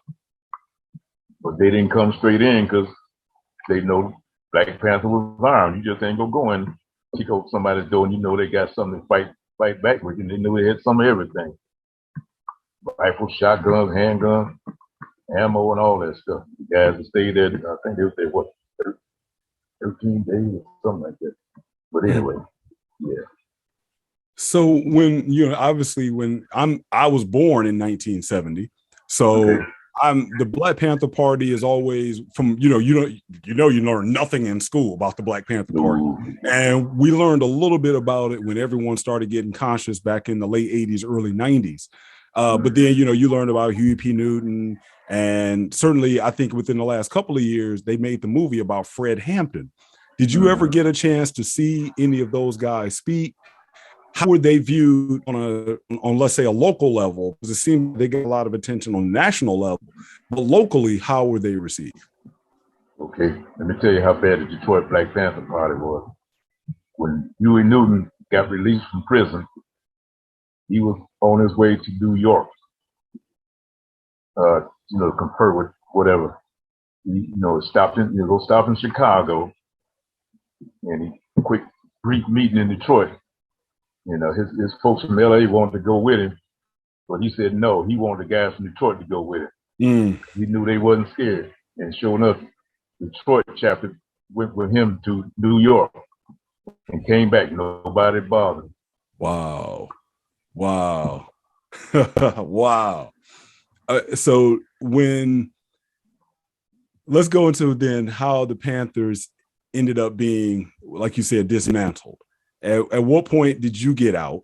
Was it just kind of, did you just walk away at the height? Did things kind of fizzle out? How did things begin to end? And what was some of the greatest things you learned during those years? Okay, something like I said, I learned I wasn't afraid because I come back from Vietnam. What you gonna do? Send me to Vietnam? I already been there. I ain't scared. Mm-hmm.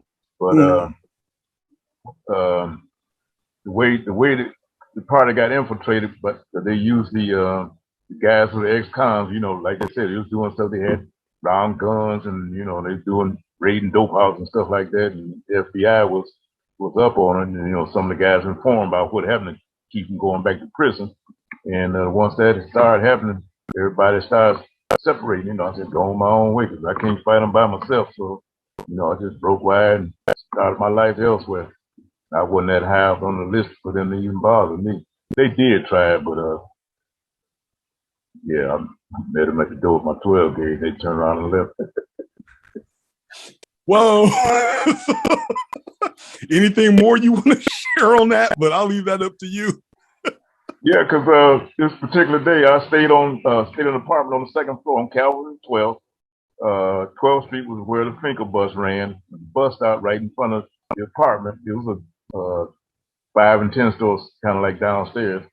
And my former wife was at work. I worked afternoon, so I was upstairs with my daughter at the time. And summertime, and I heard cars pull up and boom, boom, boom, boom, boom, boom. All these cars closing the door. I said, they're in the bus stop. And I looked out the window, it was the police. 4 cars up front, and they got out the car and ran. I'm like, oh man, they're after somebody. And I seen them, they turn up Calvert Street. Then I can hear them coming up the steps in the apartment because they had wooden steps. I said, oh, they coming upstairs, boom, boom, boom, boom, boom, like that. And then they come up on the second floor. My apartment was at the end of that hallway. And to the left and to the right was other apartments. But both these ladies worked in the daytime, so I knew they wasn't coming there looking for them. I said, oh, they must be coming after me.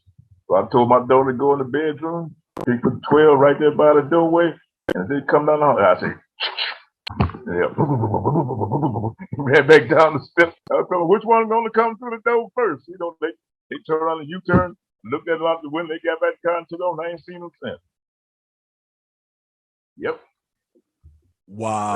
I didn't keep around in the chamber because my daughter was about 3 years old then, so I didn't want to take that chance. Plus, I just left it propped up against the wall anyway. She didn't bother, so she just was tolerant. So, yep. So, like I said, once they infiltrated the Panther party and got to the guys didn't want to go to jail and stuff like that, and got ratted on everybody, just broke wide. Go for themselves. What do you think? Ratted on everybody. He went to witness protection program. I think. I'm sorry. Go ahead. Yeah, I think they should. The guy I was talking to in Detroit, I think they said last they heard of him, he was out in Colorado somewhere. Well, I remember the one dude that basically, snitched and was really infiltrating with the Fred Hampton's chapter in Chicago. The dude was like a car thief. And it was like, yeah, you couldn't do a bid on some car theft stuff, but you would go ahead and work. And I think I'm going to have to go look this up. I might do it while we're talking. I think he committed suicide because I remember it was an interview done. If I remember at the end of the movie, I think they actually mentioned that as well. There was an interview done with him and you could tell his conscience was getting him. And I think shortly after the interview in the documentary that he did, I think he committed suicide. And, it makes you wonder the kind of, really torture he went through inside, realizing like, wow, all of this happened because of me. Because of him, yep. And yet, destroyed the Black Panther party in Chicago. Right. They murdered him cold-blooded. Yeah. All because of what you told them. Like I said, you probably in the black community, black folks looking at you like, oh man, I ain't talking to me. You got to get me killed. And like I said, it probably had some kind of conscience. Like I said, stealing cars wasn't as bad as what they did to Fred Hampton. Exactly. Exactly. That's how this government works. Everybody talk, oh, we can talk peaceful and terrorist sign. No. If you want to get them off your back, you have to do the same thing they're doing.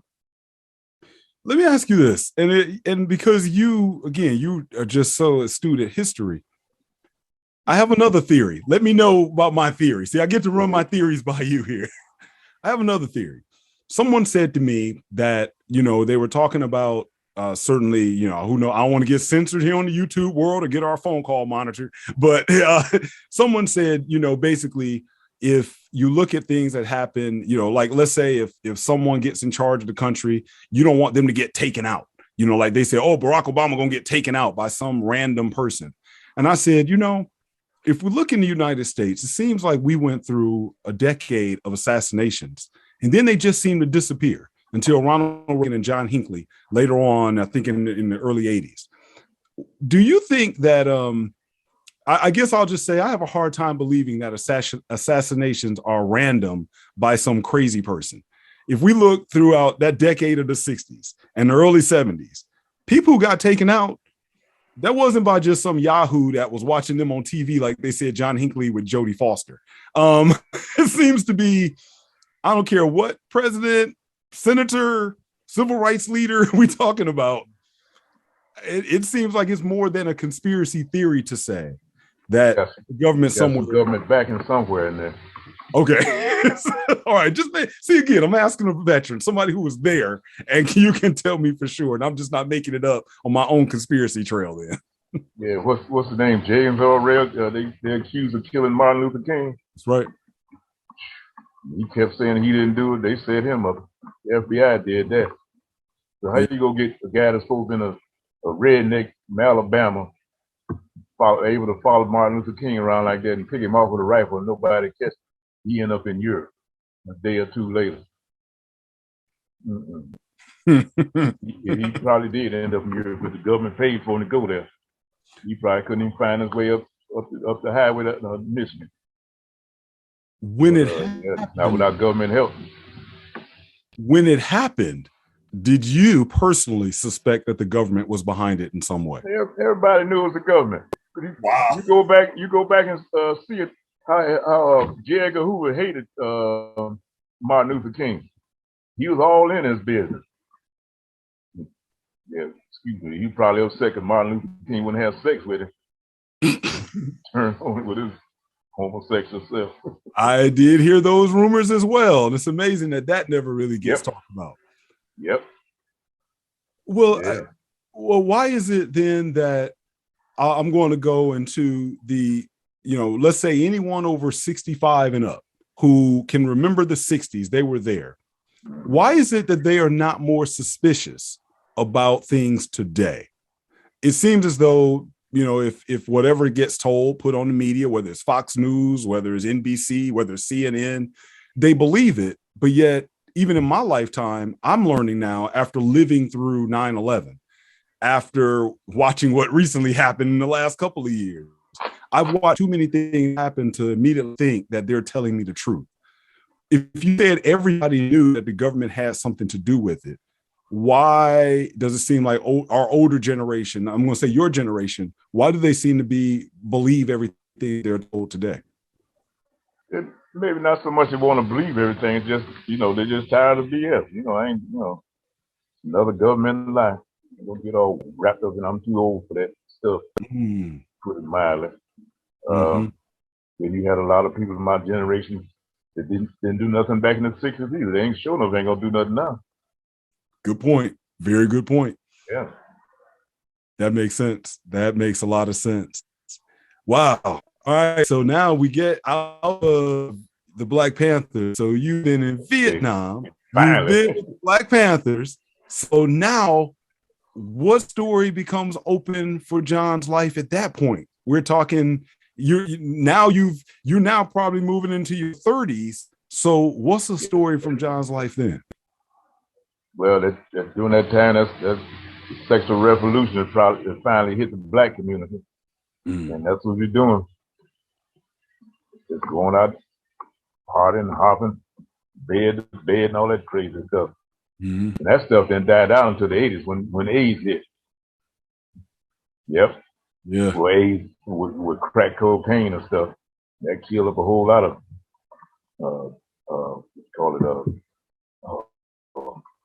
not violent folks, but militant folks, yeah. Mm-hmm. Mm-hmm. Yep. Everybody's like, oh, hey, that's just for them IV drug users. Then they found out that you had folks that came to the homosexual community. Well, okay, I ain't no homosexual, I don't do drugs, fine. But then you find out that everybody in the homosexual community ain't just homosexual. Sometimes they have heterosexual sex. That's how it got passed along and started spreading out. And they're talking, there ain't no cure for it. We believe, back to Vietnam again, that's where AIDS came from. Because they had a hospital in Clark that nobody was allowed to, they had it up on the top floor. I don't know, it's 4th floor, the 8th floor, something like that. But it was the whole floor, nobody was even allowed in it because they had a disease up there and nobody knew what it was. Wow. So why do they think that AIDS came from there? That would have been almost 20 years prior.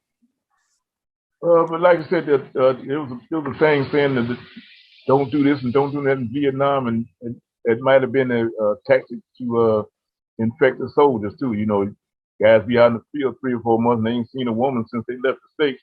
And boom, they have, go through some towns and villages and they set the women out there to set them up, and boom, okay, I had my sex, I'm going about my business. Then a couple months later, you talking about, oh man, what's wrong, man? I got boils on my crotch and all kinds of stuff. They take them in the hospital, see what it is, give them penicillin, don't let them happen. That almost sounds like sexual biological warfare. Yeah. Wow. That's what it's telling them, stay away from them. They'll infect you and stuff like that. God said, I'm gonna die anyway, I'm gonna die happy. So yeah, that really didn't stop nothing. Right. Wow, man. That's I mean, I know it's always been that suspicion. Once again, it's, I remember, and I'm glad you said that, because like I said, if I look over my lifetime, I've always been suspicious about things. I'm not necessarily that way by nature. I didn't think I was, but that might be the first one that I really got suspicious about. And obviously this was before the internet. And I remember in the early 90s, it might even be like 1990, 91, there was a packet that was going around in the hood. And, it was like somebody had to give it to you because you couldn't go to a website to find it. And somebody I knew at work gave me the envelope, and in it was probably about a packet of paper, about, 10, 20. I found it recently, actually, showing my kids. And it was all about where AIDS came from.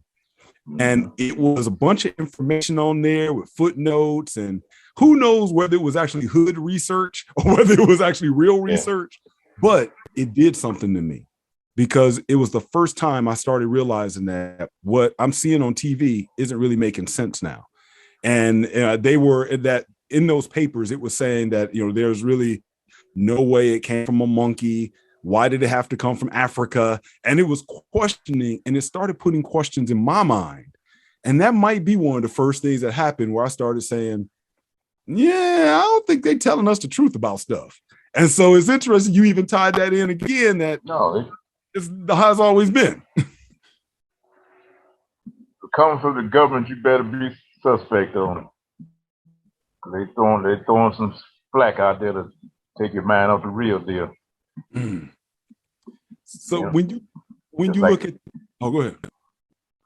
I was just saying, just like drugs still coming in the United States on a big thing now, coming in through Mexico and wherever else. Black folks ain't never owned no ship, no airplanes to bring no drugs in. So when you look at those years of the 70s and 80s, and you compare that to your life in the 60s, how did things differ? How did things change for you? Well, back in the 60s, the families were, like I said, you looked out for each other. People up the street, if something happened to you, and they go out and fix you up and pick you up or something, take you home. And tell your parents what happened, and if you got in trouble, they whoop your butt and then take you home, and your parents will whoop your butt, getting in trouble and embarrassing them for your neighbors find out you was out there acting stupid. But in the 70s, it's like that's when the phrase come up, babies having babies. You know, you don't know nothing, you can't teach your kids nothing. So that's about where we're about third generation into that now. You can't tell a lot of kids nothing.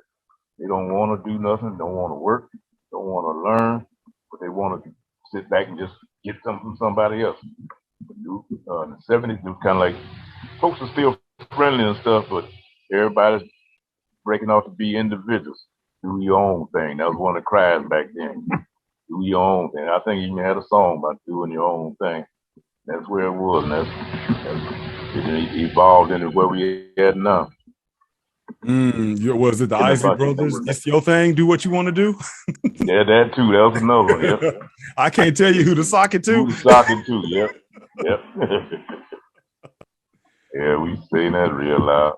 But you used to have back in the 60s, the senior people, the senior ladies mostly would tell you to come in and they'd read the Bible to you and stuff like that. And now you folks can't even read. What's this, reading the Bible? You know, actually, and I'm glad you said that, because now I'm going to bring up a story that you told me before that we actually haven't talked about, but it was something that really struck me. I remember you're looking at me like, oh, what you about to pull out?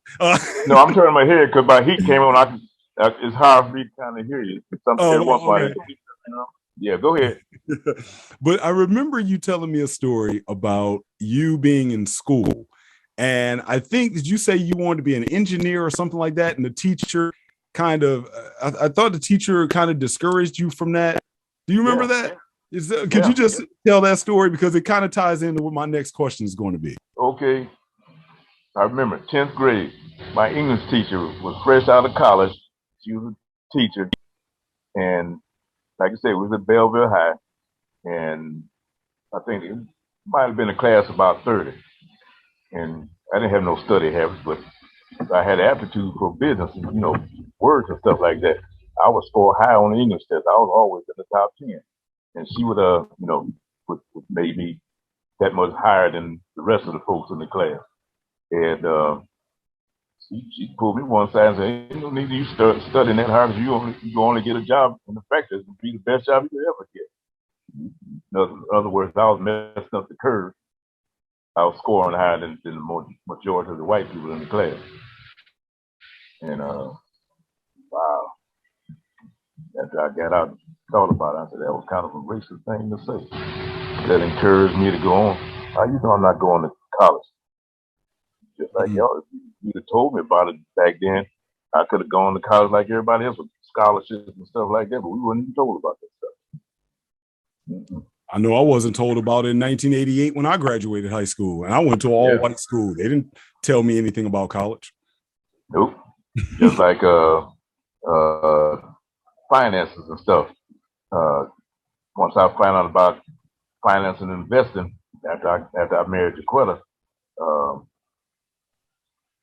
the guy leading the class was saying that if the average person, not just black man, anybody, if the average person got a job, set aside an X amount of money out of each paycheck, put it in a private account, and don't touch it till after you retire, he said you would retire with at least $1 million. I said, whoa, here I am, close to retiring. It's too late for me to start, but like I said, they don't teach you stuff like that in school. I mean, you don't use the money for down payment for a car or house or nothing. You buy no clothes, no expensive gym shoes, which I think is stupid. Buying gym shoes and put them on the shelf. You can't even scared somebody to step on them. I got a pair of boots here by the couch. 12 years old, and they still good. Tell those young folks that. Tell those young folks. Let them know. Yeah. Now I paid less than $200 for them back in. That had to be that had to be the late 1990s, yeah, or 2000s, yeah, somewhere in there. Cause I used to walk to work with them just before I retired. Still got them. Yeah. Nice. See that? That's right. 12 years and still got the soul on them. That's right. Good investment. Reinforced toe. That's it. It's so funny. I went to go suit shopping yesterday, and it turned out the guy who was helping me, I'm going to call him a kid in this case, no disrespect to him. But to me, I'm looking at him when he told me he was 23, and I'm like, wow, my son is about to be 23. I got a son that's older than that now. There's 32. I mean, you know, and so, but he tells me he's looking at the outfit, you know, helping me piece it together. And he was like, yeah, and you can wear some sneakers with this. And I looked at him, I said, I'm not wearing sneakers with my suit. And I was like, I'm too old for that. I don't view sneakers as a fashion statement, you know. I'm gonna spend money to wear some sneakers with a suit. I'm paying good money for a suit because I'm gonna wear some good shoes with that suit. That's right, leather shoes. Yeah, there you go. Yep. This new generation, they have a whole different concept of sneakers, I guess. So, as we old folks say, they don't even know how to dress. They'll walk around in sweatpants everywhere, flip flops, and what's the other things that women be wearing outside and. Forget they said, and I'd be cracking up, going everywhere. Them bonnets and yeah, all that stuff. Yeah. Well, I always go by what Shahrazad Ali said back in the '90s, and that hit me, especially being part of the Michael Jordan and wearing his Air Force Jordans and everything. And see, I don't even know all the whole names of the Jordans because I never got into that. But you know, a lot of my friends were right. And Shahrazad Ali made a point in her book. Black men can't ever be taken seriously because we always want to be boys.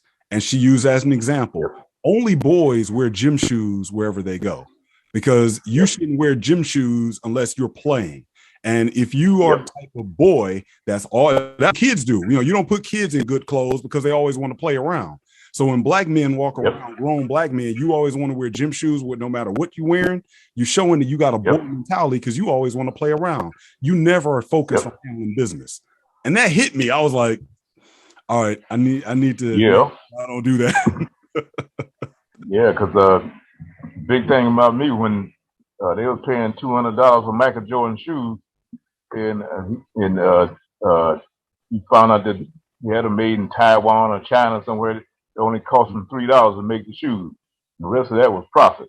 And I said, Michael Jordan laughing all the way to the bank. You look at him, I bet you ain't got on no Jordan gym shoes unless you out there trying to sell something. That's right. And you live in this big mansion somewhere and y'all riding the bus in gym shoes. That's right. I'm worried about somebody killing you for them. Yeah. Getting killed over a pair of gym shoes. Well, now let's fast forward, because now we're going to get to us, because we're going to move into the 90s. Now I want to give a quick lead in and background before let me change our view here. I want to give a quick lead in before we get to your story on this. Let me share my story for a moment. Okay. There was this woman who was a friend of my mother's, and we went to church. We went to the family church in Detroit. And she was actually, at that time, there really wasn't, you know, I'll say half the church was family, half the church wasn't family. And she was on the not family side. And so as a young person, it wasn't uncommon to have older Black folks that kind of mentored you, took them under their wing. I think it's a little different now, but, you know, certainly back then, everybody had someone you call cousin, aunt, whatever, even if they weren't that way. And so second mother, exactly.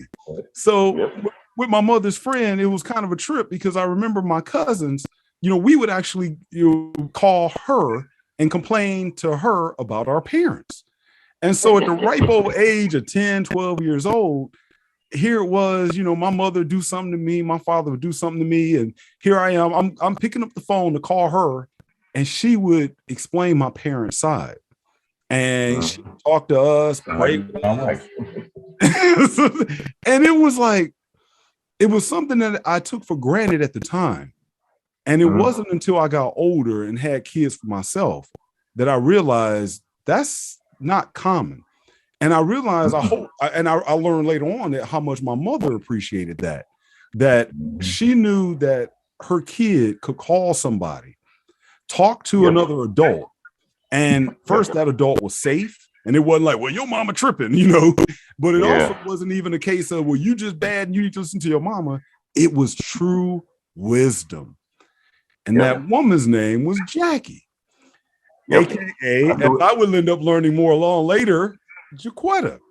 So this woman, Jackie, we ended up kind of separating. You know, my family went to a whole other church. She left and went to a whole other church.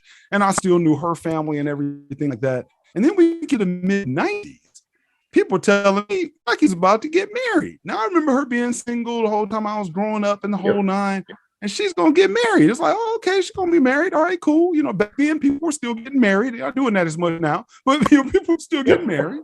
And so all of a sudden this dude shows up and it was like, okay, this guy got a camera. And I never was big into photography, but I always liked pictures. But this guy got a camera and everything. And then I meet him. And for some reason, I don't even remember why or how, this kept talking about Mustangs. So it was like, I kind of like this guy. So, you know, he cool, even though he's a bit older than me, cool guy. And so that leads me to a story I want from you, because that guy ended up being you. How did you and Jackie meet? Woo. How far back you want me to go? You can go to when your eyes first met. You know. Okay, I 3 years old. Really? Yeah. Her mother and father came by our house to see the new baby, which is my brother that's next to me. I knew I was 3 years old because he was born. I might have been close to 4 or something like that. And they left her out there with me, and they went to the back bed. I had to be 3 because my mother was still in bed with my brother, and still recuperating from childbirth. And that's, you know, kids, we play together. And to this day, well, she's gone now, but we used to argue about who kissed who, whether she kissed me or I kissed her. And I say it was you because you were aggressive anyway. And that's where it started. And, you know, we just knew the families back and forth. And let's see. And later on, we all went to pretty much the same church, Church of God in Christ. And they had a yearly convocation. That church, I can't think of the street, but it's right off Gratiot and Mac. But it's in the neighborhood. It's a big church. It's not there, probably not there now. It is, they done tore it down. But we were, by then we were teenagers. I was 17 and she was 16. And, you know, we were old enough that we could walk out to church and folks so busy. You know, that's when they had them long when the preachers get up 11 o'clock and wouldn't quit to 3:30. And we just walked on out. And we were standing outside on Gratiot near Mac. It was summertime, just walking around. And I think I probably had a car then. And we went downtown. We were walking around, and some lady to this day, I don't know who she was. She said, "Y'all make a nice couple." We were like, "Whoa, where did she come from?" What, you know? But okay, we received that, but we were both young and then wasn't knowing. But shortly after that, she got pregnant by this guy at Central High School, and he married, and they moved out to California. And then I went on with my life. Like I said, I went on different jobs and stuff like that. Working at the state hospital. That's when I got my draft notice, going to the Air Force. Well, got my draft notice, and I went to the Air Force. And that was 1965. So went on about my way, and like I said, I got married while I was in the service. Then I went to Vietnam, and she was out in California, her family, and the husband eventually left her with the kids. And anyway, I got out of Vietnam, back to Vietnam again, and coming back through San Francisco, I had to go to LA to catch a plane. I come back to Detroit, and during that time, I was getting ready to go to Detroit. I don't know. To this day, I do not know why I called home, because I was getting out 6 months early. My wife didn't know I was coming home. You know, she's out there, yeah, I'm climbing. Look at me. I'm like, my husband in Vietnam. He might get killed. I get $10,000. Yeah, let me party on.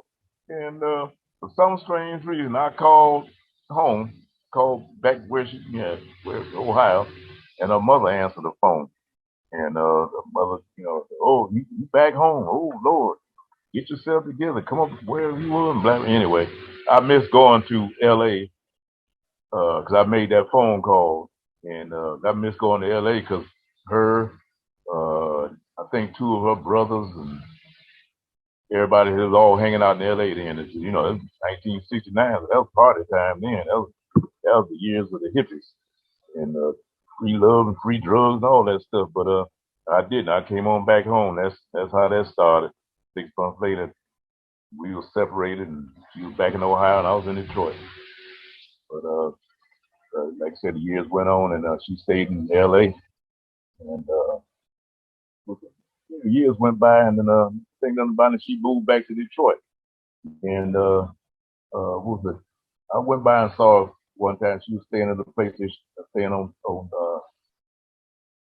oh man, Foyer, yeah, up there near 8 Mile and 8 Mile and Greenfield. And I stopped by and said, hey, how you doing, blah, blah, blah, blah. And she had the 4 kids, all y'all grew up together. And so I was driving the bus then. And one day, one of her cousins got on the bus. And I picked, he got on my bus. And he was saying, hey, JC, how you doing? And he said, Dakota's oldest daughter got murdered. I said, oh, wow. And so after I got off work, I went by there and stuff. And, she was all sad and crying and everything. But like I said, we kind of looked out for her because, like I said, she up here by herself and stuff. And didn't think too much about it. I had a child and blah, blah, blah, blah, blah. And I was hanging like wet clothes, they used to say. And what was it? Oh, man, how do we back up? Oh, she was introducing me to one of her coworkers. A young lady, so she's a nice lady, and you need a wife. I don't need no wife. I know how to cook, all that old crazy stuff. So I had 2 or 3 girlfriends at the time, And I said, okay, I met her and blah blah blah and blah, and the young lady stayed with her auntie over there off Plymouth near Greenfield, and we sat just like the old days. Sat out on the porch and talked and stuff like that. And her auntie left the front door open because front porch was enclosed. So she, went by there a couple times, and after a while it was okay. We going out to get some ice cream, okay, and blah blah. We went out to get some ice cream and sandwich or whatever. And I noticed a couple times I met this dude. Oh, that's my neighbor. Hey, how you doing? Okay, blah blah blah blah. I didn't think nothing about it. She introduced me to him. I didn't think nothing about it. Then we kept going up, come by and visit, sit on the porch, and hey, auntie, we're going out to get some burgers or whatever. And we go out and get some burgers, and this guy was there again. Long story short, the guy stayed across the street, up the couple of houses up, married man, and that was her excuse to get out the house and meet him. She messed around and got pregnant by him. I'm like, whoo, dodge that bullet. And so she was saying, Jaquetta was saying that it was her friend. So, I'm sorry, but I didn't know she was like that and blah, blah, blah. And get to find out the guy was a security guy where they worked at a nursing home. And push come to shove, we ended up taking out, in a couple of times. And she came to me and said, Lord said you gonna be my husband. I said, yeah, okay, you ain't told me nothing. Whoa, not the old Lord said you're gonna be my husband line. Yeah, I ain't heard that one before. Not me. I'm smoking you dope. Probably hear that one now. Yeah, and carried, yeah. But bottom line, that the Lord did tell I was gonna be a husband. I ended up being a husband, but it took me a while before I actually really believed it. But we check out and stuff like that, dinner and stuff, and take it to my places. I can't think of the name of the club. It's over there by the Whitlock or Whitmore over there on Woodward. And it was a real nice restaurant then, but it was a jazz restaurant and a supper club. Yeah, I took her by there one time trying to say, hey, this is a nice place. I take you out to nice place and stuff like that. And by her being a church lady, we got in there and she was sitting up there like this, and kind of looking around.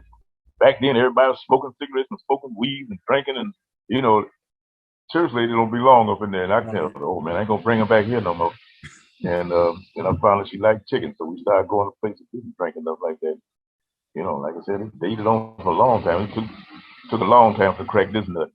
Really? I knew I ain't getting married no more. I remember that first one. Oh, so but she wasn't nothing like the first one, but yeah, I had no interest in getting married. But like I said, 40, let's see, what's that? I think I was 40, 45 or 46 when I started taking out the dinner and stuff like that. And I was 50, probably about 56, and I finally married her. Yeah. Now I have to ask, because we're gonna definitely come back to this story. Okay. But let me go back, because again, my channel is definitely geared towards men. What makes a single guy get married at 56? Because she was different, way different than the ones I was dating. You know, they was all, yeah, let's hopping out of each other's bed and stuff like that. And she was like, no, I'm gonna trust in the Lord. And okay, but she brought us something that I wasn't paying attention to for a whole generation. You know, I went to church as a kid, and like I said, we went to the same church as same kind of church as teenagers. And then, you know, she went her way and I went mine. We both got married and both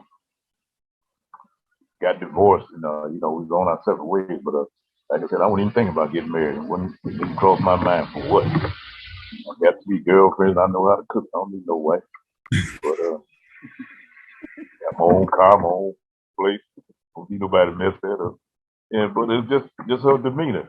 Like I said, she counseled people. You know, she would sit and talk and listen to people. You know, she was like that.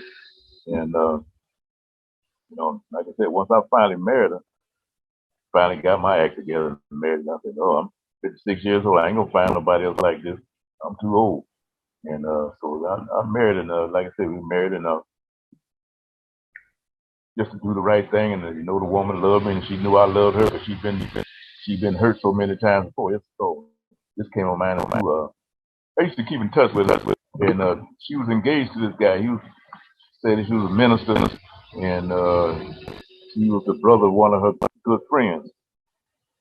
And I met her good friends. They was all nice and stuff, but he messed around and called the engagement off. And she told me, I said, oh, well, I'm sorry about that. And, you know, I felt bad for and stuff like that. And he messed around and got married about 4 weeks later. And in the street, and me was saying, yeah, he was doing this one at the same time he was dating you. Anybody get married that quick in 4 weeks? But oh, that's the same old thing, trying to get me to buy something so I can win a Mustang.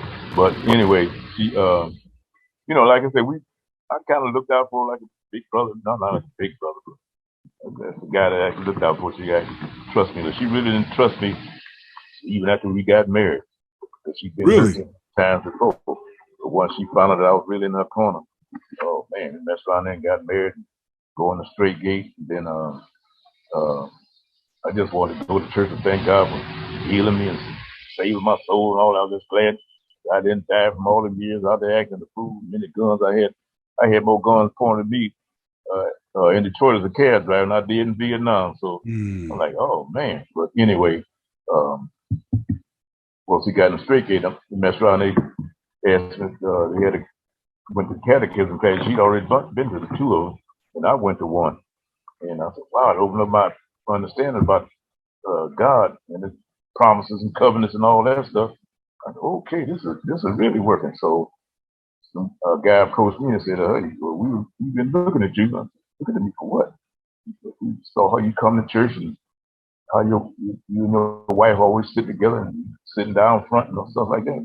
You were thinking what you think about becoming a candidate for deacon. Yeah, okay. You know, like, yeah, okay, whatever. And anyway, I ended up becoming a deacon. And once that happened, a bunch of other things happened too. But the Lord opened her eyes and stuff, and it was like she realized the potential that she now had, being the wife of a deacon. It was like, whoa, she hadn't really expected nothing. Just probably me either, because I didn't know what to expect. And she had all her wisdom and knowledge she had from before she came to Straight Gate. That was a Okay. there you go. Okay. And she was realizing the potential she had as being in leadership. She was in leadership. She was married to me. She was still in leadership, and the potential that she had. And the one thing I didn't quite agree with was that some of the seasoned people in the ministry didn't take her seriously because, to them, she was just a new deacon's wife. Mm-hmm. But no, this lady been ministering to ministers long before she met me. Mm-hmm. She counsels people. People call her on the phone and be on the phone 2 or 3 hours and stuff like that. And she give them wise wisdom, good wisdom knowledge, biblical knowledge, and all that stuff. She ain't on the phone gossiping or nothing, never. And they, really didn't take it that seriously. They thought she was just a rookie, which she wasn't. But anyway, it was just a couple of them. The rest of them, everybody else is cool. Yeah. To this day, matter of fact, some people from Straight Gate called me yesterday and wished me happy birthday. That's great. We're still connected. Yeah. So let me speak to probably the 1 or 2 women that may check out my show. Okay. And that is because I do talk to a lot of women that are looking for husbands, and they are in their 40s and 50s. So as a man who's settled down, again, in air quotes, because that's what people always want to say, you settled down in your mid 50s, and most women will say, oh, men at that age, they don't want a wife.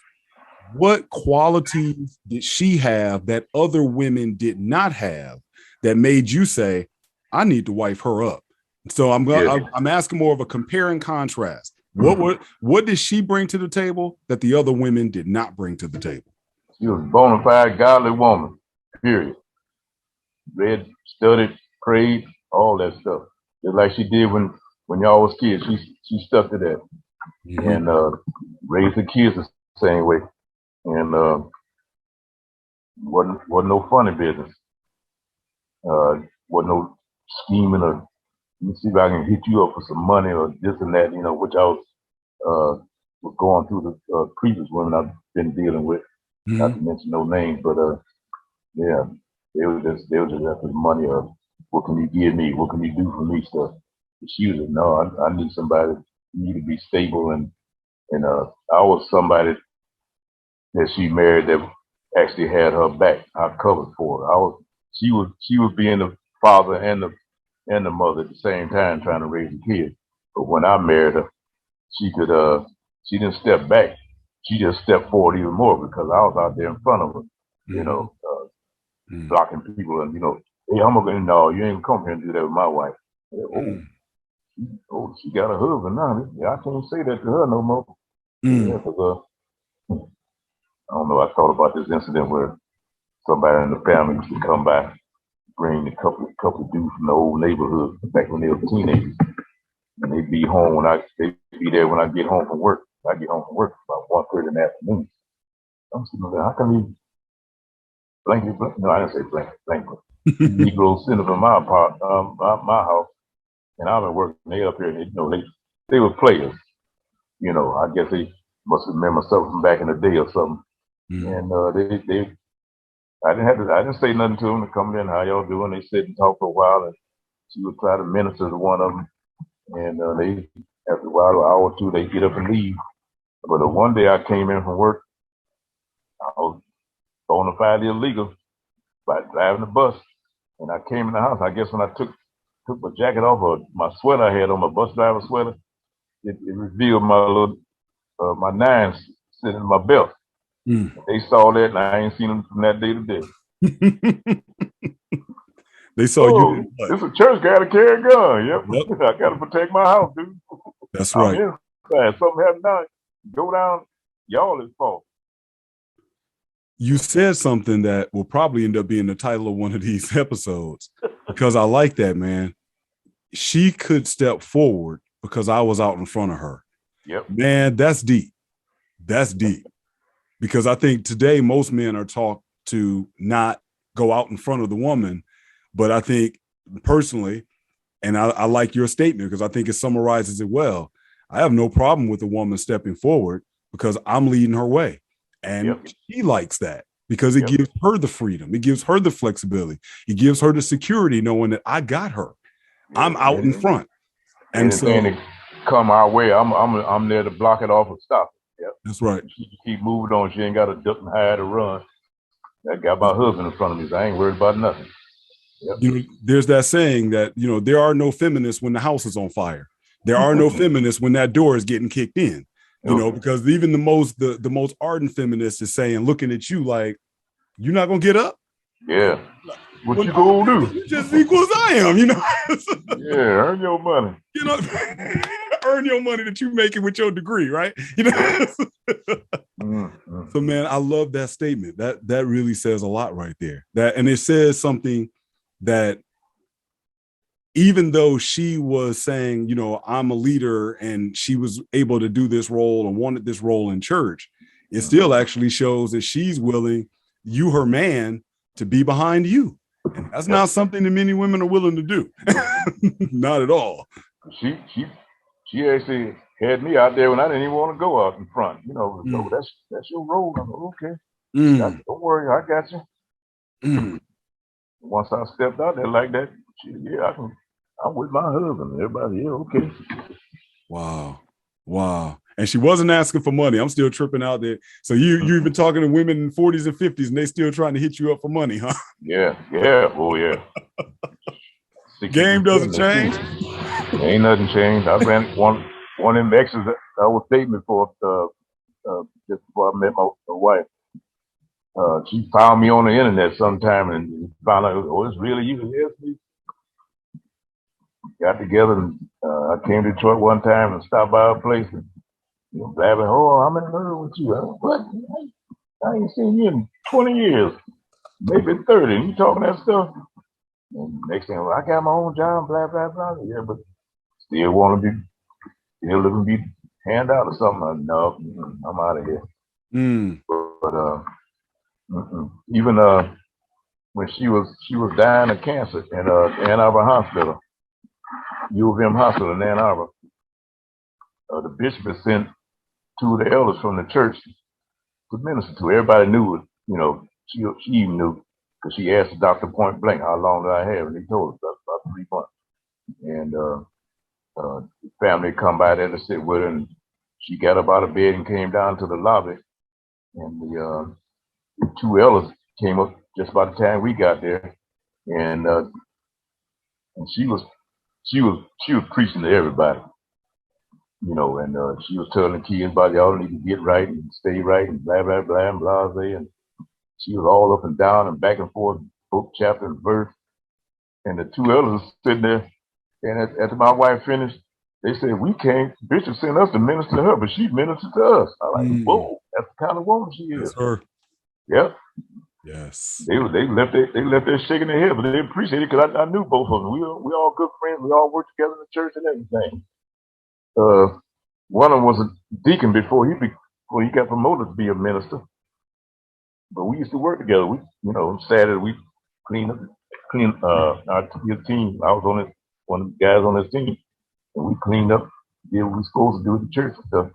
We go out and have breakfast after that. But, yeah, that's the kind of woman she was.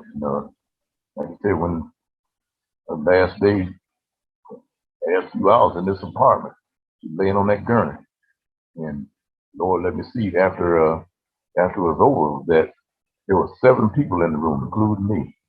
They had the nurse from hospice, minister from hospice, the elder from the church we going to up here, and his wife. Let's see, Tehran and Dominic and me, 7 people, and we were playing. I got the music kid. Now we played it at home going, and David and Nicole Binion say goodbye to me. I'm like, wow. And, she was laying on the gurney, and she had I think some of the part of that stage of death, you have cataracts over your eyes and you can't see. And she called my name. She said, where are you? I said, I'm right here. And I was standing right by the gurney, and I grabbed her hand and I was holding, took a picture of me holding her hand. And we were standing there, and the elder and his wife was in our little kitchen part. Folks from hospitals out here in the living room there, and Dominic and Teron was in the kitchen there too. And I was holding her hand, like this. I was holding her hand like this, and she slid her hand off of mine and raised them up like that. And her eyes open wide, real wide, like she was astonished. Stuff she'd been through ain't nothing to. She wasn't afraid, wasn't afraid of stuff. She's seen a lot of stuff, nothing to frighten her or scare. But her eyes open big like that. I turned around and I looked up to the ceiling to see what she was looking at. And her hands dropped down slow like that. And she took them last 3 breaths and she was gone. I said, I ain't never heard nobody leave out like that. I know she went to heaven because the way she looked. Wow. Her hands went, her eyes like, and boom. Okay. Wow. I never even heard. I went and told Bishop about that. Crazy stuff popping up on my fancy. But anyway, that's incredible. But that's the kind of woman she was, yeah. That's incredible. Elders, ministers, evangelists, teachers, all kind of stuff like that. I was just, even when we moved out here, I was just sad that the folks out here didn't get to know. We were barely out here a year before she passed. But they knew her from when she was healthy, and she got here in January. We got in the church that our realtor had gotten for us, got us this apartment. And that's when the market crashed in 2009. And her husband was saying that just get an apartment. Let this stuff go and we can get them in the house later. I'm still getting this apartment. That's what happened, because I remember it was at that time, and actually that's another story I want you to touch on, because hey, we all came from the hood, Northwest Detroit. Yep. And you were driving a bus, and the middle class hood. The middle class hood. You are right. You are right. Yep. It looks more like the hood now, but I tell people that all the time. My neighbors had a Corvette. My neighbors had Eldorados. 2 of my neighbors had an Eldorado. Had their own home, brick houses. Right. That's right. You're exactly right. And y'all ended up moving. And I remember the thing that struck me. I still hadn't really seen a Black person retire the way I noticed white people retire. Okay. And you two were the first. And it went from me looking at you. I knew you were driving the bus. And the next thing I hear, y'all moving out to the lake. And it was like, Black folks don't do anything like that. We go back down south. But and then and we're gonna get to this later, so I'm saving that, but I'm gonna say, then you was driving a doggone Shelby Cobra. This brother hit the lottery or something. What happened? So I remember, Lord bless him. And I remember you and Jackie, but I definitely remember Jackie telling the story on how y'all were committed to being debt free. What's the story behind that? We got married. She worked at the nursing home. And I drove a bus. She had the little 3 or 4 credit card desks, little store like little women places, buy trinkets and dresses and slips and stuff for the house. And it was her idea. Pay these bills off. She was the one that said, okay, I'm gonna take the biggest one and we go pay it off.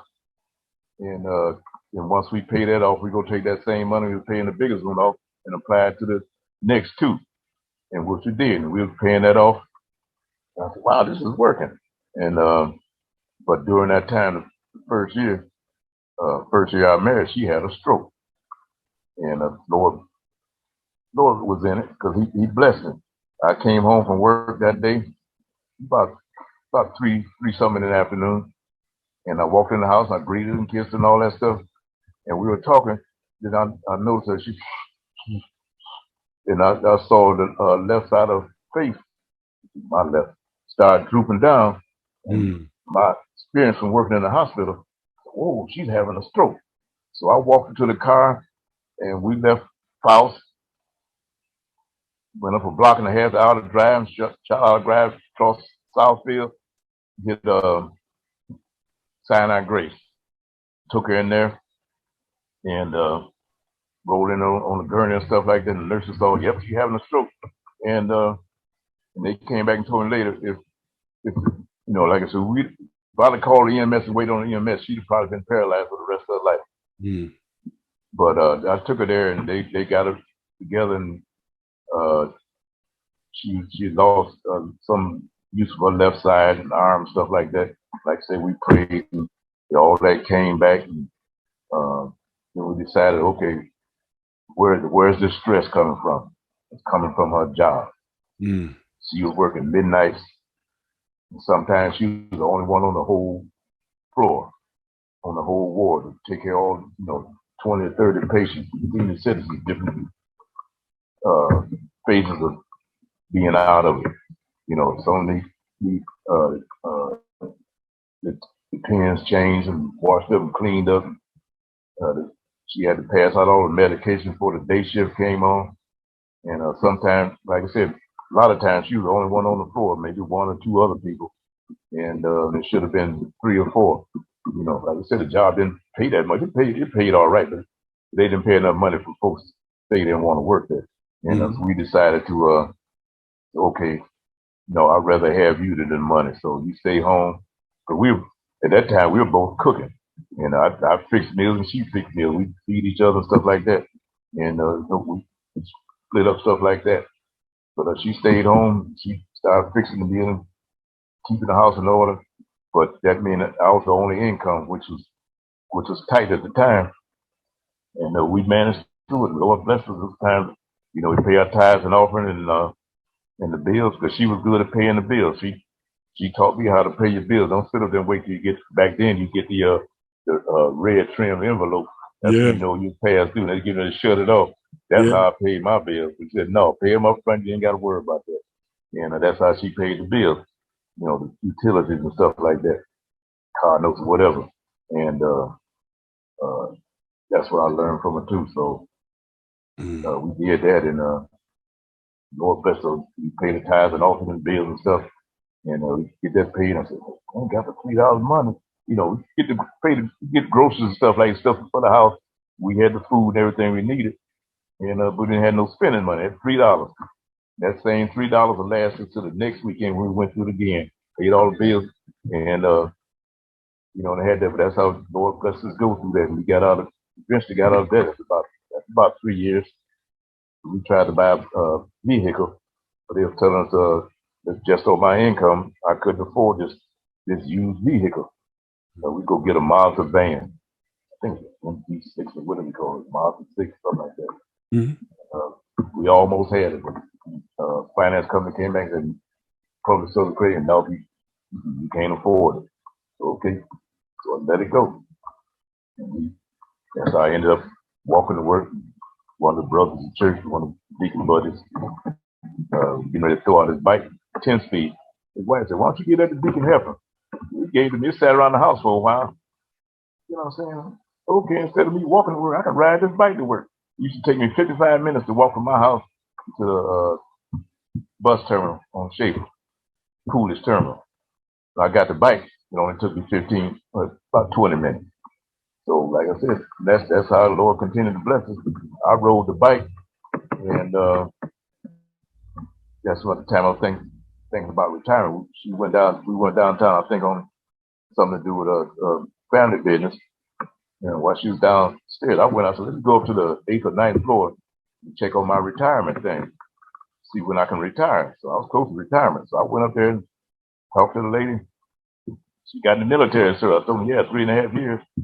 And they said, okay, I'll be right back. She went in the back, calculated, come back out and said, shoot, you can retire now if you want to. I said, what? And but I stayed on a little bit longer to finish paying off some bills, and got retired. They started giving me my bonus money. That's when I bought that first white police car, the police interceptor. And I hadn't retired. That's right, because I was driving it to work, and just before I retired. So about a couple of months before I retired, and I retired around my birthday in February, in 2009. Yeah. Yeah, it was, sure was. Because that's when he was going out to visit Dominic out here in the EC Road, the lockdown. And we were, uh, the prisoners is not, you ask folks where is it, they didn't know because we ain't got nobody in there, we don't even know. So we found it. But anyway, we visit Dominic, we come back to the Sam's Club right there by US 31. And we hit that, and we were inside one day, one this particular visit. And she would strike up a conversation with anybody. It didn't make no difference. And she struck up a conversation with this lady, and this lady said, "Hey, have you guys been out to the lake?" We thinking we from Detroit. Yeah, we by the lake all the time. Lake Erie. She said, no, Lake Michigan. Lake Michigan.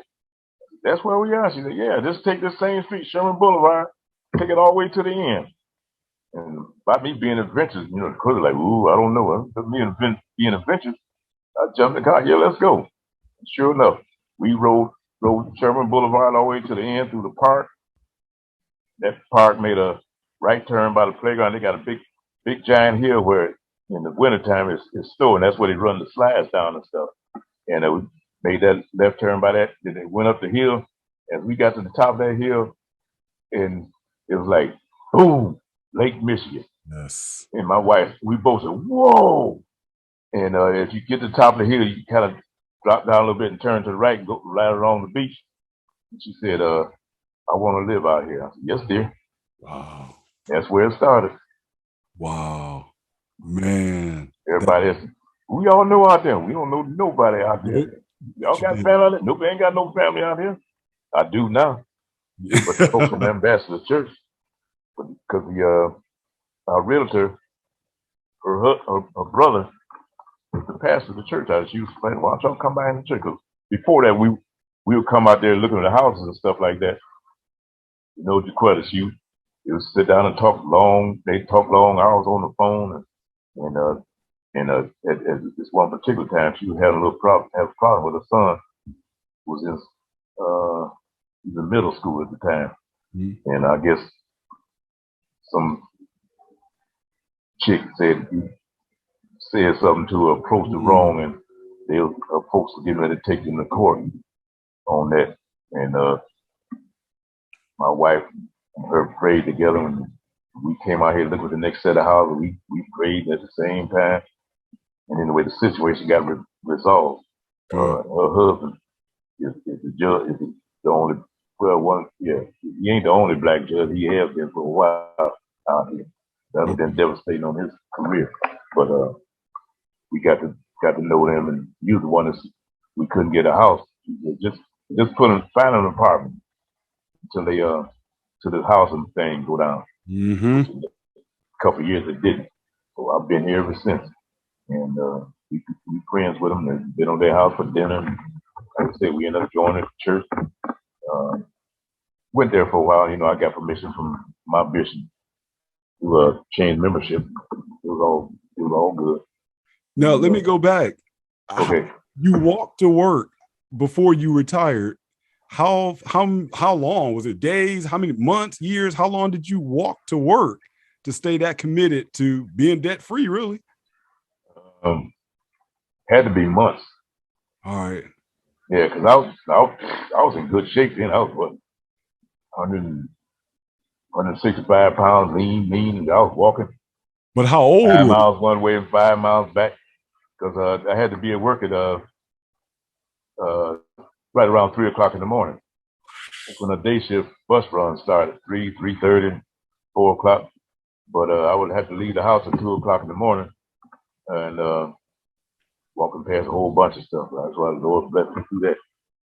Yeah, I ain't gonna go into detail. Folks out there hanging like nasty clothes. Anyway, you in the hood, so I mean, yeah, I was in the hood. That's right. So you walked by there. I walked by there one morning. There's a gas station up there on Puritan and Schaefer, and it was open 24 hours, and people were always there. Yeah. This particular morning, I was walking by there on my way to work. I had on my uniform. I had on my long 3/4 length DOT coat. It was insulated, lightweight and insulated and stuff. Kept me through the winter. Mm-hmm. And I was walking down the street, and police were all up in the gas station and stuff like that. And as I was walking by, I was just walking on by when I looked at them and kept going because I had to be at work. Couple cops stopped me and said, "Hey, hold for a minute." Yeah, okay. Where are you on? I said, "I'm on my way to work. I'm DOT buster." I turned because it was a dark blue uniform, dark blue coat and everything. And I turned, showing my eye, had the bus driver symbol on the coat and everything. And they asked me a couple of questions.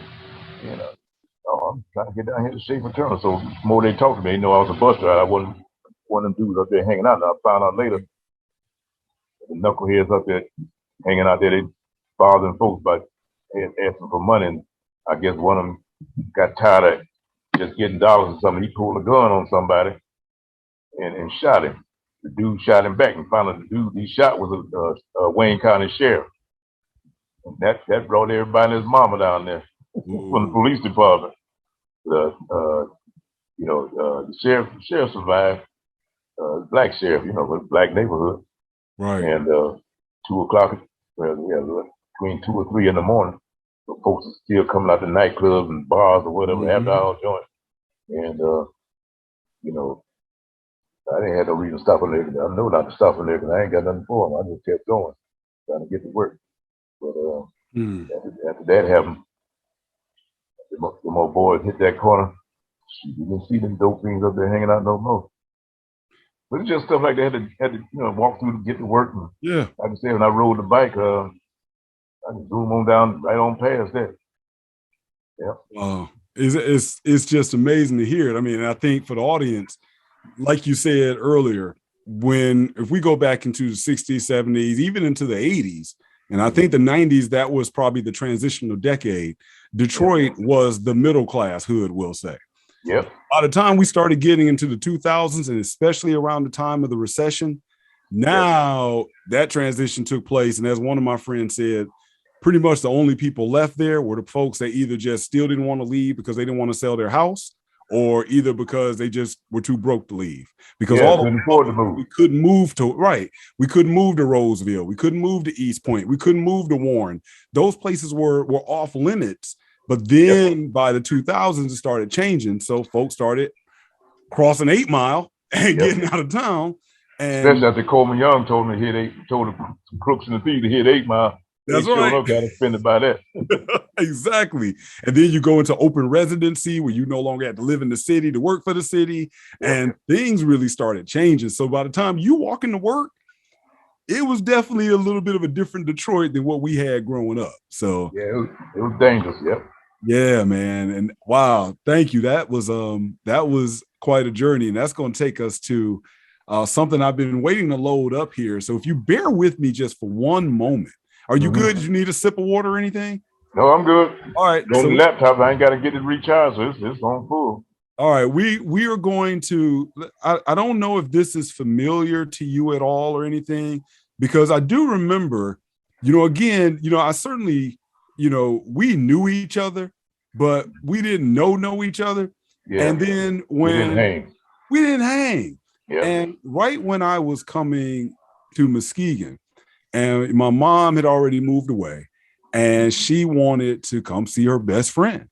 And so right before Jaquetta passed away, we came, and then we came back. But I remember that first trip. And that's when I was blown away, like, they live in here. I mean, y'all moved up like the Jeffersons. And so moving on up.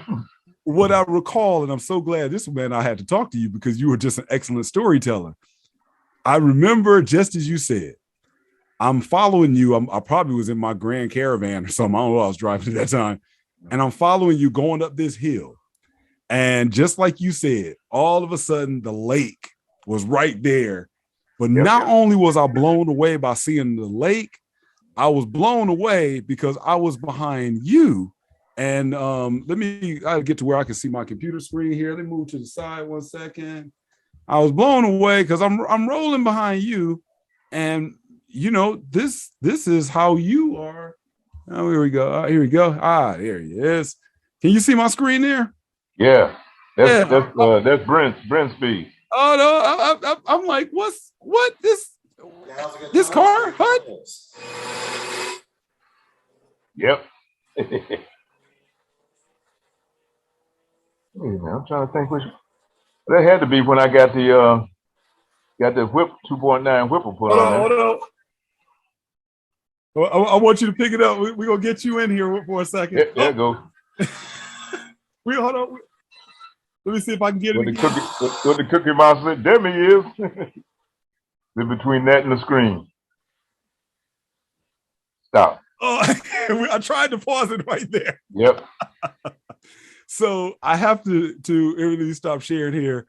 That leads us to the next stage and why you are known as Cobra John, because that is your ride. And I was riding behind you, and man, it was not only did I have the beautiful scenery of the lake, it was a sunny Michigan day, which doesn't happen often. It was a sunny Michigan day. Pretty good in the summertime, but and man, you up there, in front of me. Yep. How did you get? Tell me. We got to do the formal lead in. John, okay. Tell me a story on how you got that Cobra. Okay, we going back to when I tried to buy this Mazda 6, I think, minivan, and my credit wasn't good enough to buy a used car. It was about 2 years old, so sitting in the house, I had my SVO back when we were in Detroit, and had blown the seals on the turbo and couldn't get nobody to fix it. So it was sitting in the backyard in the driveway, and the landlord said that she wanted that car in the driveway. It wasn't on the street, it was in the backyard in the driveway, but it was her place. So I ended up, my wife talked me into selling it, and I sold it, and she saw me around there moping around over the years, and long story short, I tried to, once I got retired, I started getting the bonuses and the paybacks and stuff for working, combination of 21 years, no, 21 years, yeah, with the 3.5 years for my military service. It turned out to be 25 years, which gave me the amount of time I needed to retire. So I kept getting these bonuses and stuff like that, and oh man, I was thinking about buying a GT500. I've been reading them car books and everything. And I saw what was up on them, and I saw the ones I like. I didn't care much for the GTs, and the Roush was the same price, but all they offered was a suspension package. I said, why should I get a suspension package and I could get a Mustang come out the box with 500 horsepower? And Roush only had like 385 or 420, something like that, with a supercharger. But those cost about 10 grand more. And I'm sitting up there. Anyway, I looked it up online, checked with the insurance company, and the insurance company said in order for me to buy a brand new Shelby GT500 in Detroit, I would have to pay $5,000 a year full coverage for that car. I'm like, whoa, that's the price of another car. So that kind of died down. We moved out here, out in Muskegon there, Northern Shores, and I got on the line again after we moved out here and transferred everything, and same insurance company. Matter of fact, the white police car I had, we went to the insurance company just about a mile up the road here. Got to know them because one insurance agent stayed right across the sidewalk from me, and we were sitting in there and transferring our Detroit address to the one out here, and the guy was saying, "Well, we owe you some money." I said, "You owe us some money? How's that?" He said, "Well, you went from Detroit down here. You get a $3,500 refund." We looked at it like, "What? Whoa, $3,500?" And so we got back home. We told me, "Yeah, the folks in Detroit about to put that money in their pocket." But anyway, I had that kind of money. So I'm online, and I hit the same credit union again online, and I'm saying, okay, I want to get this Shelby GT500 because Tehran's agent was looking for a car for them, and he told him to look for one for me, and he found one out in Clio, Michigan, kind of east of Saginaw, and I applied, and I said, I'm gonna just try it, They go turn me down like they did before. And told them what the car cost and what the dealership wanted for it. Blah, blah, blah, and blah. The next day said, tap you up a check for 43 pounds. So, what? Okay. And I was like, out the door. And my wife said, she said, go get that car. I said, yes, dear. She was still in bed at the time, and I was still caring for her, and she was still from the effects of chemo. And no, that's right. She had done her chemo. She'd done the radiation, and she was lethargic, and she just wasn't herself. Stayed in bed all day, and I had to take up the bed, take it to the bathroom, and stuff like that, and clean up and stuff. And it was on a Sunday, and the guy said, "I can come by and pick you up, drive you out to the place to pick up the car." And the dealership was going to open on a Sunday for us to pick up the car. And out here in Clio, Michigan, or Clio, whatever you want to call it, all they had was Tempos and pickup trucks. The Mustang was on the showroom floor, and picked up that Mustang. I drove it back home.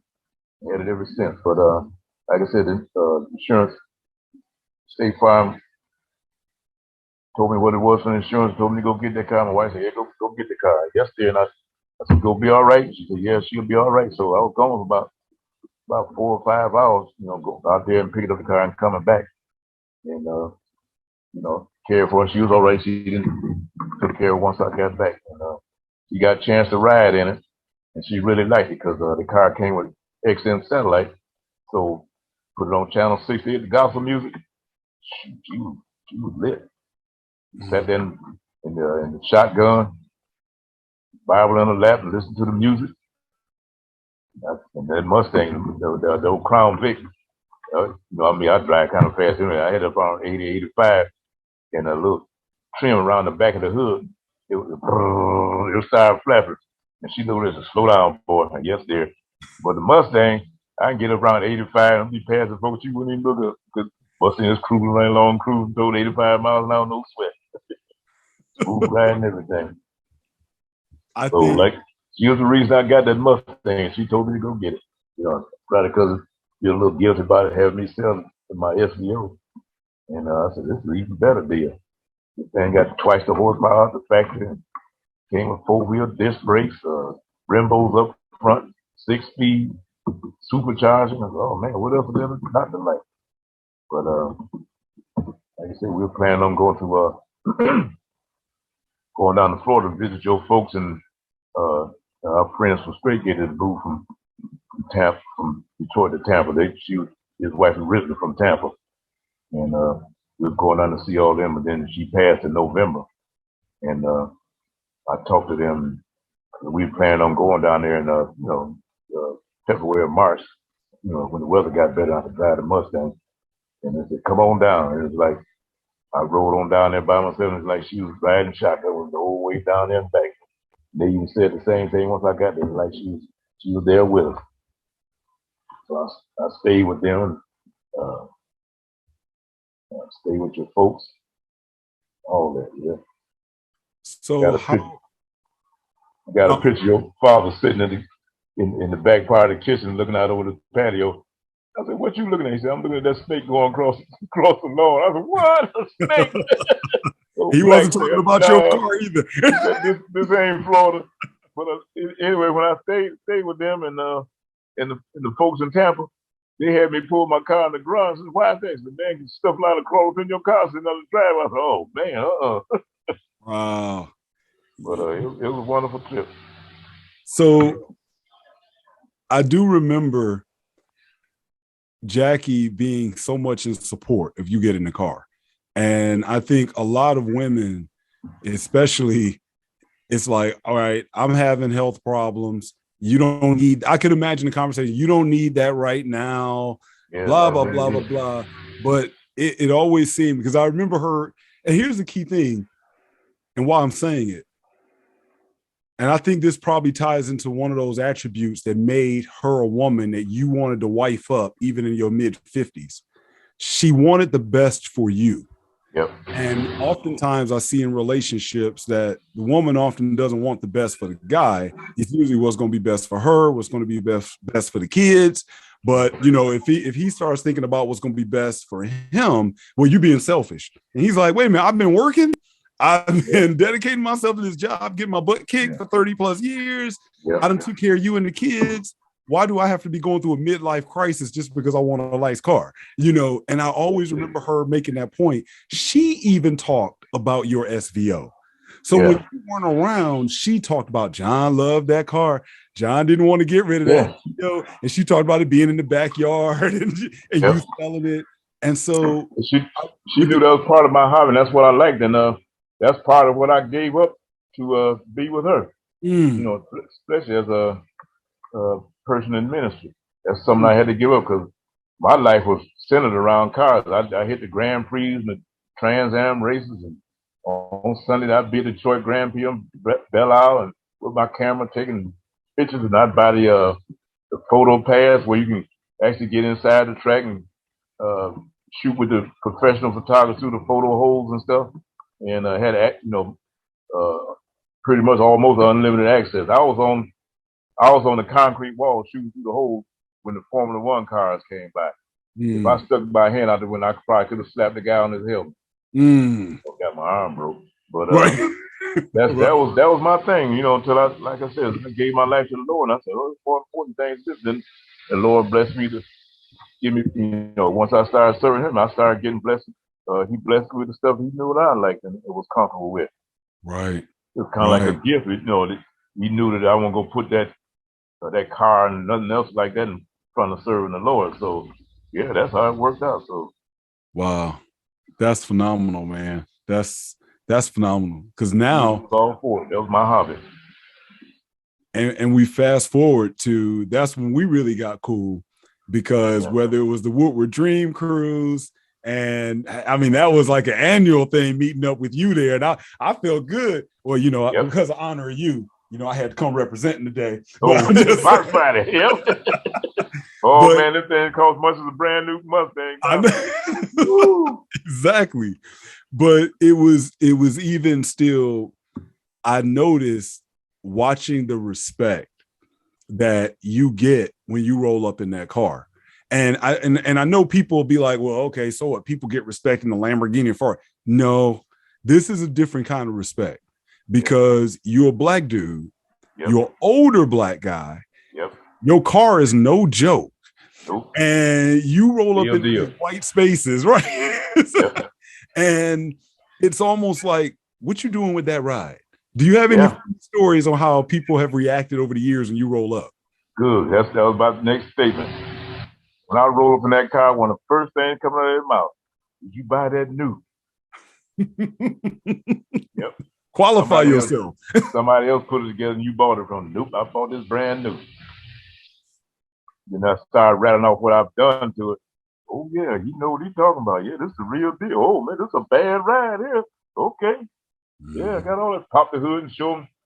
Be able to point to stuff. I got a smaller pulley on the earlier supercharger, and I got the Cook's headers, and it's been lowered. Got 20-inch wheels on the back now. Well, I got 18s on the front now, which is even better.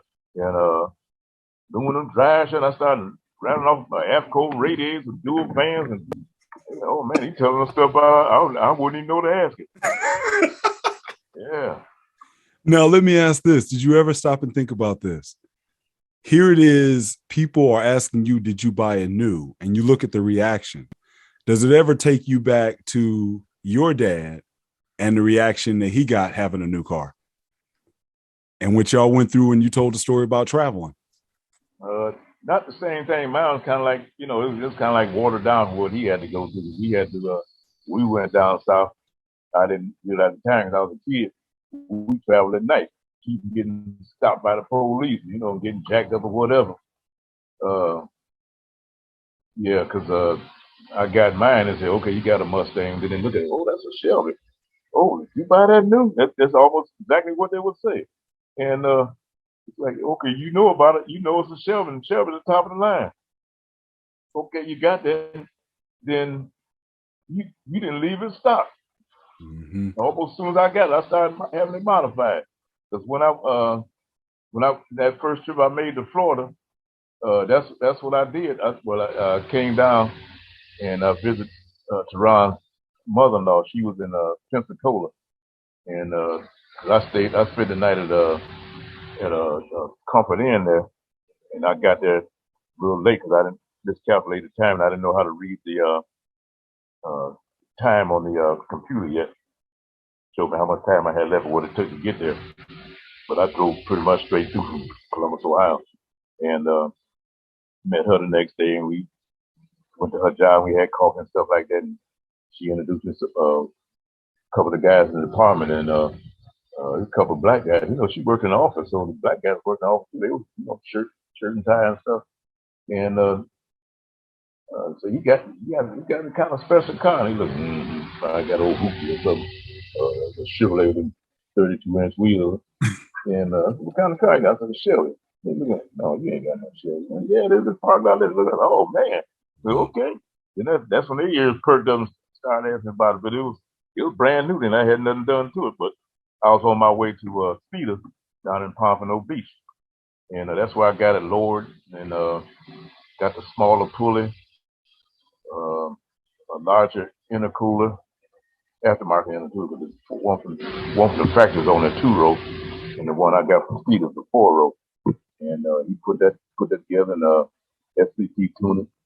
I paid for the tuning and everything. And I was driving, like I said, going back up to Tampa once I got that done. And it was in that particular time, and I think it had to be March or April, probably April, and early May. No, it was early May. That's what it was. Because the June buzz, the love buzz came out, and I was driving around. They had a particular heat wave for that time of the year, and it was kind of like 90 or something like that, and the humidity was high. And I'm riding around, the air conditioning on full blast, and stop and go traffic. Temperature gauge didn't even move. Yep, it stayed cool in Tampa. It stayed cool in Detroit. yes, for real. But that was part of it. Like I said, it got it low, and I drove it back to Tampa, and they looked at it and took pictures of it and stuff like that, and took them for a ride. So I had a little more horsepower with that smaller pulley. That boost went like from 5 to 6 pounds of boost up to about 10 to 12 pounds of boost with that smaller pulley. So that gave me a little over 500 horsepower to the tire. And I rolled on like that for a couple of years. Well, and I definitely don't want to compare in terms of y'all. Like you said, what your dad went through with a new ride is definitely different than yours. But I think it's an interesting contrast because on one end, I think you've just spanned that gap, that racial gap in this country with everything you've told us, your stories of how it was your dad traveling the South and they looking at him like, what? And now you are rolling. Both of y'all still get the same look, but now you don't have to roll in fear. You don't have to worry about, now you may look in not fear, but you may be strapped for other reasons. Yeah, I was going to say that. Yeah, I ain't scared. Come on. Is that all you got? Right. It's not that, in the case of what's this black dude doing with this, he doesn't have a right to have this. Yeah. Even if they talk to you that way, we are at least now in an age where now you can go ahead, roll up and keep on going. And that you don't have to have that same fear. And you can go travel down to Florida or wherever else you want to travel without having that same fear there as well.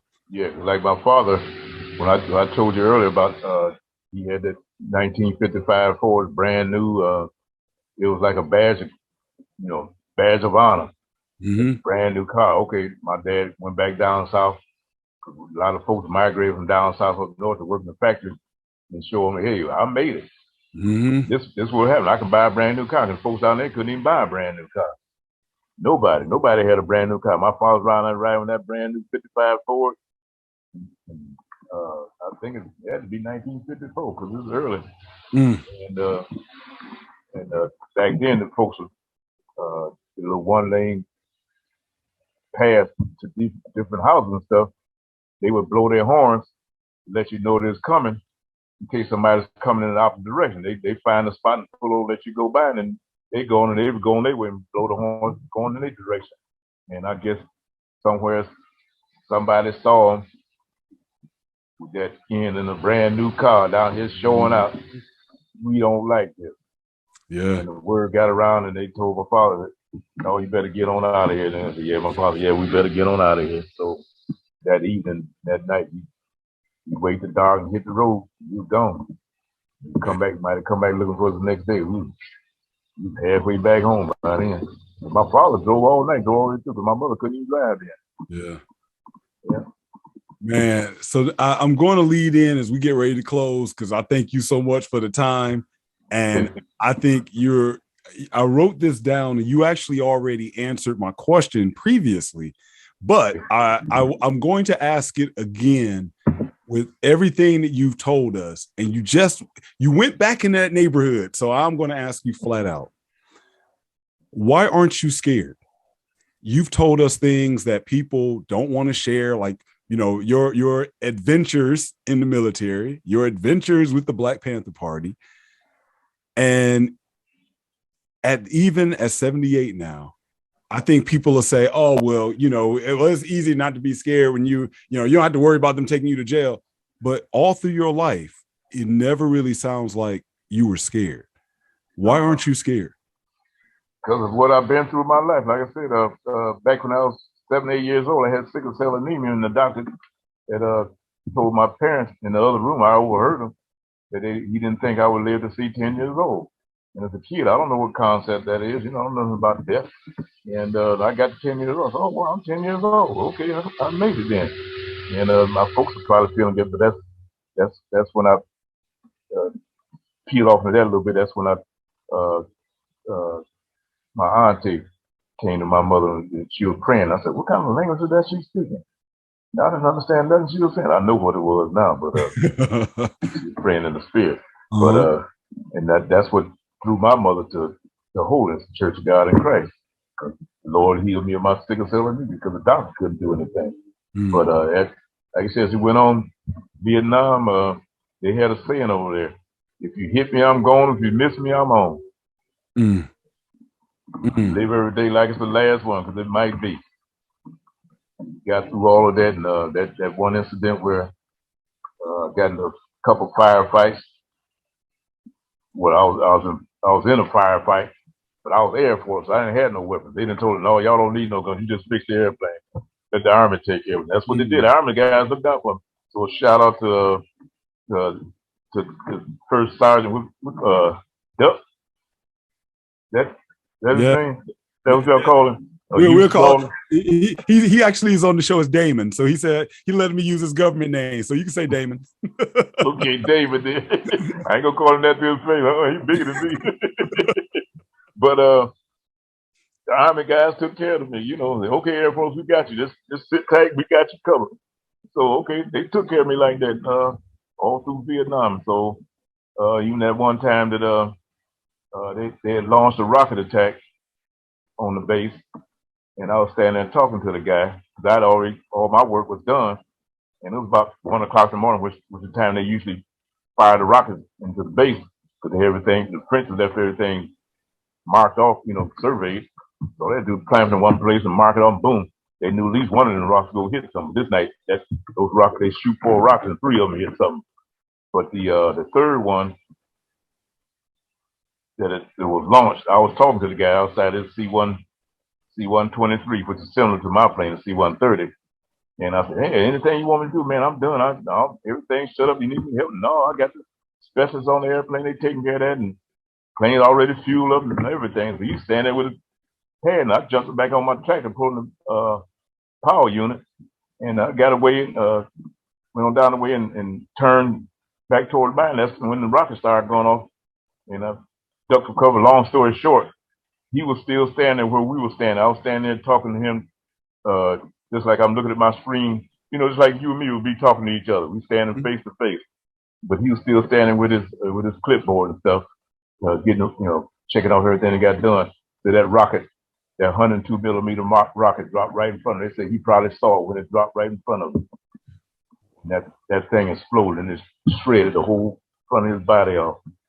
Wow. And it wounded the people on the airplane. I think it's about 7 people on the airplane working. I think at least 4 of them wounded from the shrapnel. And that's when I found out. I said, somebody back there praying for me. You know, I'm talking about back here in the United States. Yeah. So somebody back there praying for me, and I was in my heathen attitude. Yeah. I knew somebody was praying for me that time, because if I'd have stayed there and talked to that guy, I'd have been gone too. Mm-hmm. And just like you making through stuff like that, look what I got to be scared of. And the guys the people in authority that sent me over to Vietnam from Lockwood Air Force Base in Ohio, I got out. You know, my tour was over. I'd done my 13 months over there, but I still had 6 months left on my enlistment. And when you finish up, you go back to your home base, wherever you got sent from. And they were back and forth and back and forth. And they finally ended up saying, no, just discharge from there with an honorable discharge. They didn't want me back there. So yeah, you didn't want me back there messing with you, because what you gonna do? Send me to Vietnam? I've been there and done that. I ain't scared of none of these stuff. Right. So you really might start causing some trouble when you got back then. Yeah, that's what they're really afraid of, because hey, what you gonna do with it? Yeah. When he was back here, he called his congressman on us. Back then, black folks didn't do that to folks in authority over there. Yes. I did. And like I said, when I come out, fooled around and didn't know I had PTSD, but anyway, I ended up driving the cab in '76 and drove that for 4 years. Like I said, got guns pulled on me and riding around with cash money. And then I got the job at the airport, driving airport cabs and better clientele and better tips. Then went from there, and I was getting ready to move out and move to Washington, D.C. And part of the Lord's plan. Nope, got a letter in the mail. The city of Detroit wants you to come down and take a physical. I said, a physical for what? I said, okay, I went down and took the physical. And I talked to one of the ladies there, and she said, yeah, they got you taking the physical. You got the job. I said, what? Okay. And at that time, the qualifications were the same for garbage truck drivers as it was for bus drivers. And Caucasian lady, she was nice, young, about my age, frisky.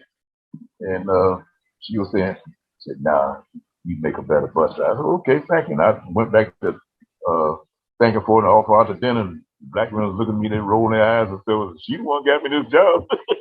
Wow. But she quit and moved on. So I missed. But like I said, I did that thing on the bus, riding the bus, had guns pulled on me on the bus. Lord bless not to get killed. And one of them 15-year-old dude got off the bus on Schoolcraft, stood in front of the bus and pulled out 38 snub nose and pointed right at my head. Wasn't nothing I could do. I'm sitting in the driver's seat, and if I drop down to the floor, ain't nothing but plywood and aluminum on the front of the bus. That bullet would come through and hit me anyway. Whatever, he turned around and walked away with his boys. And then a couple months later, found out somebody killed him. I didn't worry about that no more. But just things like that happen. Like I said, you live through all of that. And like I said, that I met my wife and finally got a chance to calm down. I was fearful of losing my life, because I know if I died, I was going to hell. That's the way I was. Yeah, but she Lord bless me to meet her and turn me around. So my idea was to make her happy, because so many folks are disappointed her in her life, family and friends and all that stuff. So I know beyond a shadow of a doubt, I was what she needed. I was made. Married. I got it on tape here now. I'm so happy. Okay. Yep, we in now. Yes. Yep. Well, my idea was to take care of her. She knew that I wouldn't run out blowing no money and hanging out in the streets and nothing like that. I'd come home my paycheck and give it to her, and I knew she was better with the finances than I was. And I'd be buying Mustang parts. No. But that's how it worked out. So like I said, all the stuff I've been through all my life, we don't be afraid of. Right now, I know if I die now, if I don't do something I ain't have time to repent for, I'm going to heaven. Well, so, all the stuff I think about doing, I see folks coming to me out here like they want to do something.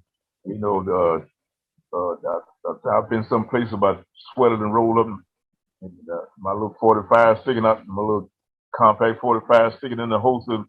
They look at me and keep going. He ain't the one. No, I ain't the one. Yeah. You go on about your business. So the Lord blessed me I'd say he hired me from the violent man of beast. protect from all my enemies. I'm going to keep from going in a situation like that because he know me. I'm not let something slip, popping somebody. Well, that leads me to I have another question. I actually have three more running through my head, but I'm gonna make them fast. Come on. Number one, what would you tell young men who are fearful? Because there are a lot of guys out here that don't have dads. They don't have men in their life. They don't know what it's like to not be scared. What would you tell young men after all that you've been through who struggle with being scared? Trust God. You may not know who he is, may not believe God or know anything about it. Find out about it. And that way, you good chance you run across somebody like me that's been a mentor. Be a mentor. You can tell you how to get through stuff like that. Now. Quit hanging out with them knuckleheads, stuff like that. They'll get you jacked up real good. I got a family member did time in the joint for holding somebody else's weed. I didn't want to snitch. Yeah, you end up doing time and he's still out. Okay. But just stuff like that where he didn't have a father raising him. But like I said, I'm out here where I am now. It's they're kind of like Detroit used to be back in the 60s. They take care of their kids. They watch their kids. Just like in the church I'm going to now. The kids, all they know is they got a bunch of men that love them, pat on them, and call them out by their names, shake their hands and stuff like that, and go to their games and stuff. That's all they know. That's normal to them.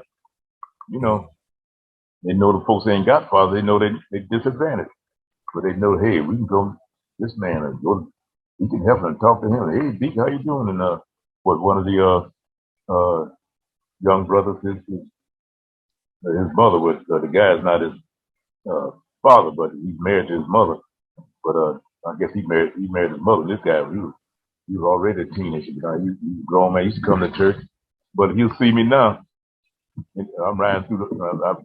Last time I saw him, I made a turn. I was trying to get back on the main drag, and I drove through the hood. Bunch of dudes standing outside, thug-looking dudes. I'm serious thug. I ain't worried. I'm cocked and locked and ready to rock.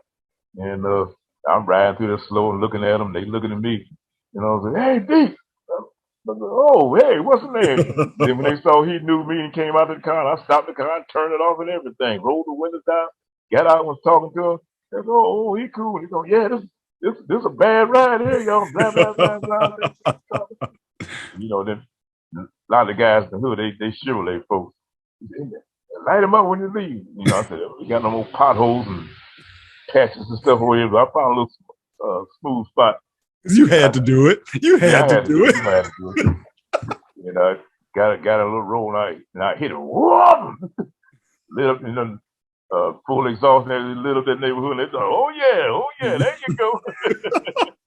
That old man got something. Old man got something. Can't be too old. He's driving a 600 horsepower stick shift. That's right. That's right. And just so people know, just because you're 78, the only reason you're not driving the car now is because it's the winter. You will be driving that car as soon as you pull it out. I was in Florida, Arizona. I'd be on the road. There you go, y'all. He's not lying. Trust me on that. Yeah, buddy. 130,000 miles on it. Man. So that leads me to my second question. And then I got one more. And that is, what would you tell men, I'm going to say between the ages of 45 and 55, because they are looking toward retiring. Sometimes I speak for someone who's going to soon be 52. You think like, wow, I feel like I need to have done X, Y, and Z in the next couple of years, because in a way, it's almost like we don't know how much longer we have here. But then at the same time, as you got married at 56, you still had a major life change at 56. What do you tell guys who are quote unquote in that middle age of their 40s and 50s? They smart enough that they now not in the street anymore. They don't have a young mind, but they might not have completely developed that mind that's going to take them into their later years. What advice would you have for them? Anything I tell a young one, trust God. Go find you a full gospel church somewhere, learn the Bible, learn why you're here. Sometimes I tell folks, read the last 2 verses in the last chapter of Ecclesiastes and find out why we're here, why we were born. The only reason we're here is to serve God. Yeah. Ecclesiastes. Tell everybody to read that. I don't know. I forget what chapter it was. I know it's the last 2 verses. Yep. Ecclesiastes From is Solomon, probably he'll tell you. my favorite book. That's right. Because Yep. Ecclesiastes takes us through this. It's so real. It's it's telling plain you and simple. everything. Plain and simple. This is how the world functions. And at the end of the day, things are actually kind of jacked up. And I've done it all. I've been with all the women. I've had all the wealth. And all I can tell you is that at the end of your vain life, because like I think you kind of summarize it even indirectly here, we got nothing but war, we got conspiracy, we got murder, we got people killing each other. Just find ways to enjoy your life on this vain earth and trust God. This is pretty much what Solomon concludes. Trust God. Decide you need a wife to help calm you down and get your act together. Trust me. I got the best wife I could ever have, as far as I'm concerned. Thank God for it all the time. I still miss it. Oh, one more thing too. You got folks that you know, hear people telling you talk to God, and God don't listen. God can't hear you, blah blah blah. Say a couple months after my wife passed, and I'm still sad and feeling bad for myself. And one day I got bold. I said, Lord, why did you take my wife from me just like that? And he turned around and said, she's my child. Whoa! I didn't, it's like you're a kid and you're in another room. Your wife and your mother tell you quit doing that stuff in there, and you mumble something under your breath, and she heard everything you said. You're like, whoa, I'm sorry. Wow. And like I said, okay, yes, Lord. Wow. My child. Okay. And that's actually kept me here for a reason. And that was actually leads me into where my last question was going to go. Okay. I've watched you get interviewed at the Dream Cruise one time where you were telling a story about your car and you were also telling the story about Jackie. As we begin to summarize all of this, now I'm gonna ask one question, but it's actually two. I'm giving a bonus here. Number one, what's next for John? What does John look forward to next? And then the last one will be, and you can tie both of them in there together. I know what that car means to you, but I also know what Jackie means to you. What's the relationship between the car and Jackie? Because when you rolling in that car, it is like you said, it's like she's riding shotgun. So I'm actually going to go back because that was more of a statement. What's next for John? What does John look forward to next? Keep on trusting God and obeying His word and keeping His commandments. Because another passage in the Bible says, tomorrow ain't promised to you. And a little over a year ago, I was in the hospital in ICU. Went in, got a side molar pull, or what do you call them, back teeth? Because it was rotting down almost to the roots. They pulled out. Yeah, no problem. Yeah, take aspirin for the pain or whatever. And I did that on a Friday. And by Monday, I was calling my doctor. I was back out here. I went to Southfield to get the tooth pulled because of the medical thing. Still hooked up with Detroit. They ain't got nobody out here. And I called my doctor and told him what was going on. It's hard for me to swallow, and my left side jaw is swollen up. I got the tooth infection. He said, go to urgent care or emergency. I'm thinking, okay, in my mind, I'm thinking, okay, he gonna meet me there and tell me something. Went to urgent care, and they looked at me and said, no, you better go to the emergency. You want us to call the ambulance? The ambulance? No, I'm driving.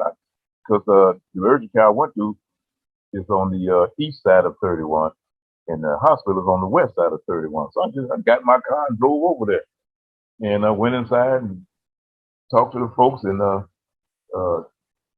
emergency, and they looked at me and said, put him on a gurney. I said, for what? Said, you going in the surgery? I said, sir, what? And by that time, they slapped the thing on my face, and I woke up 4 days later in ICU, jaw swollen up, and they had an abscess on that tooth, and it had gone down my throat, down to my small intestine, and it made a U-turn. It's coming back up, and said if I'd wait a little bit longer, it'd come back into my heart, and I'd have been gone. Wow. Just like that. Wow. Getting a tooth pulled. Getting tooth pulled. And like I said, it took me I was in the hospital 9 days altogether, and I lost 20, 25 pounds, and I was weak. And it took, the doctor said for every day you're in the hospital, it'll take you, I think he said a week to recover. Every day he was in the hospital at my age. It took me longer than that. Okay. You know, but like I said, I was coming out of it and at the start, even like I said, they cut a nerve in my jaw when they put that drainage tube in there. The nerve that they cut was actually the nerve to control the hiccups. Okay. That's why I've been hiccuping for the last 13, 14 months.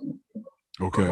It's dying down now, and like I said, today I'm fine. Ain't nothing happening. Yeah, no hiccups today. Oh, no today. Last time we did, I had a little bit after we got in long in the interview. I started, but today no, it don't even seem like it's trying to start. So let's see. Jaquetta was, like I said, she was the one who told me to get the car, and she liked the car when I got it. She knows it's something that I like, and she probably feeling a little bad about she had me sell the SVO because she know I liked the car, and I could have got it fixed. Wasn't nobody stepping up to do it, but this was a better deal. All around better car. It had twice the horsepower. Had the aftermarket Brembo brakes. Came out the factory with 500 horsepower. And like I said, I've been in the magazines and all that stuff way before YouTube, so I knew what to do to it.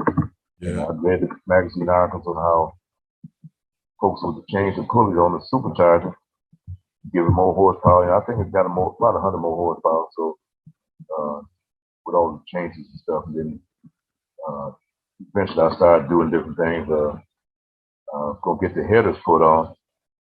That was my excuse to go to Florida again. Yeah. But Speedo said, "Oh, they just passed a law in Florida. You can't change that. It's also on fairly new cars anymore. They passed away. You couldn't do that." I'm like, "Oh man, I had the money for it." I'll tell you what, we got this guy from Indiana called Speedo. Brent Speed. You get in contact with him. I got in contact with Speedo. Brent Speed. Yeah, bring it on by. They did the headers, and then I've been getting the clutch done around here. The clutch only lasts about 20,000 miles around here. I got it at the local shop, the only one that could do it, because nobody else. Yeah, anyway, he did it. He didn't do it right. So I got it done at Brent Speed.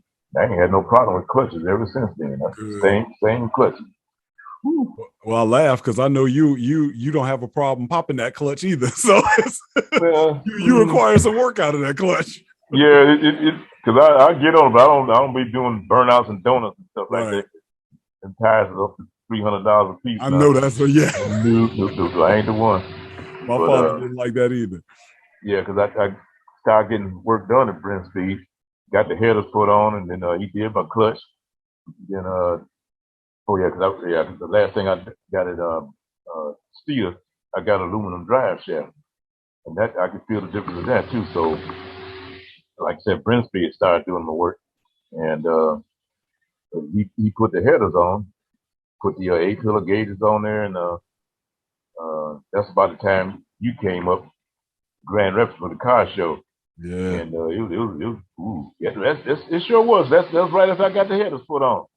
Oh man! I pull up in front of the Ford dealer, and they had a spot for me right in front of the front door, and I backed it up, and back up a little bit.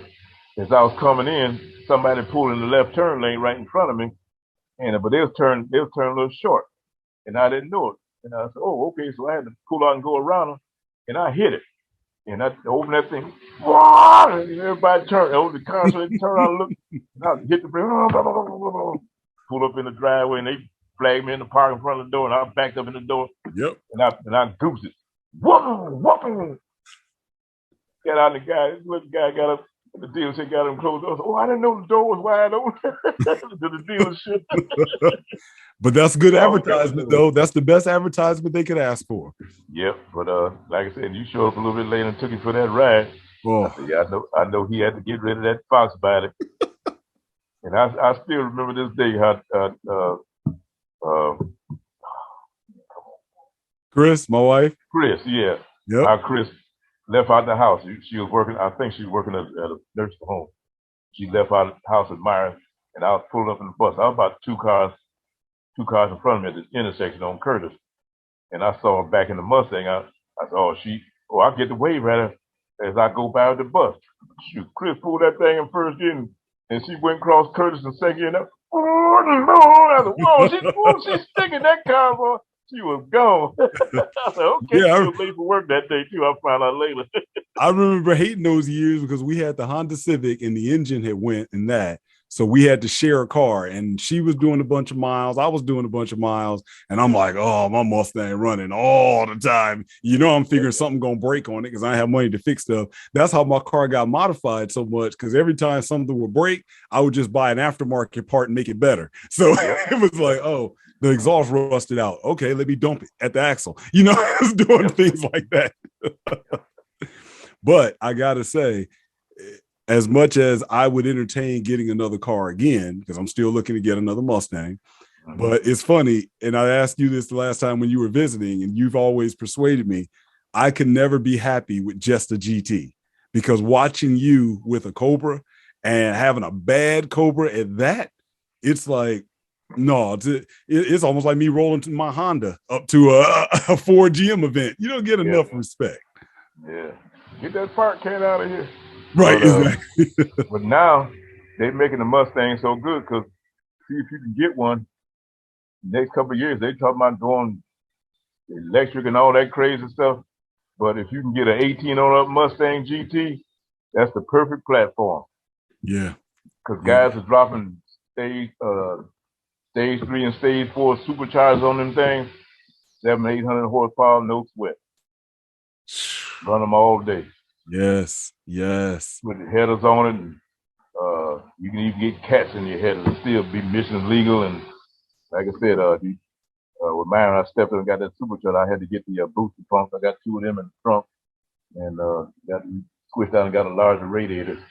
And I had already had an SCT tune, so all you had to do was drop that program on that tune. And boom, this thing. I've chirped the tires in 3rd gear in that thing. After he does chirp the tires in 3rd gear, I can testify to that. after he put that tune in that thing, and got that 2.9 Whipple, I'm driving like before, like a regular supercharger. I didn't realize how much faster that thing. That thing gave me 100 more horsepower to the tires. So that's how I got 621 torque and 650 horsepower to the tires.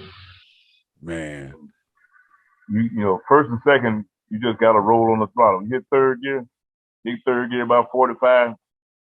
You know, and it's hooked, it's gone. And if you ain't watching, you know, I got that little, what they call it, heads up display. For the shift light, and that I see that yellow light come on, I know it's time to pull back in the 4th gear. When I pull back in the 4th gear, I do a quick glance of speedometer, 135, 140, no sweat. And now it's almost 145. I'm standing on the brakes and whoa, slow down, slow this down. Right. Because at 78, you still banging gears. Yep. You still, we're not talking about an automatic, you banging gears. Banging gears. Yes. That new automatic is nice. That 10-speed is nice, but it ain't nothing like banging gears. That's right.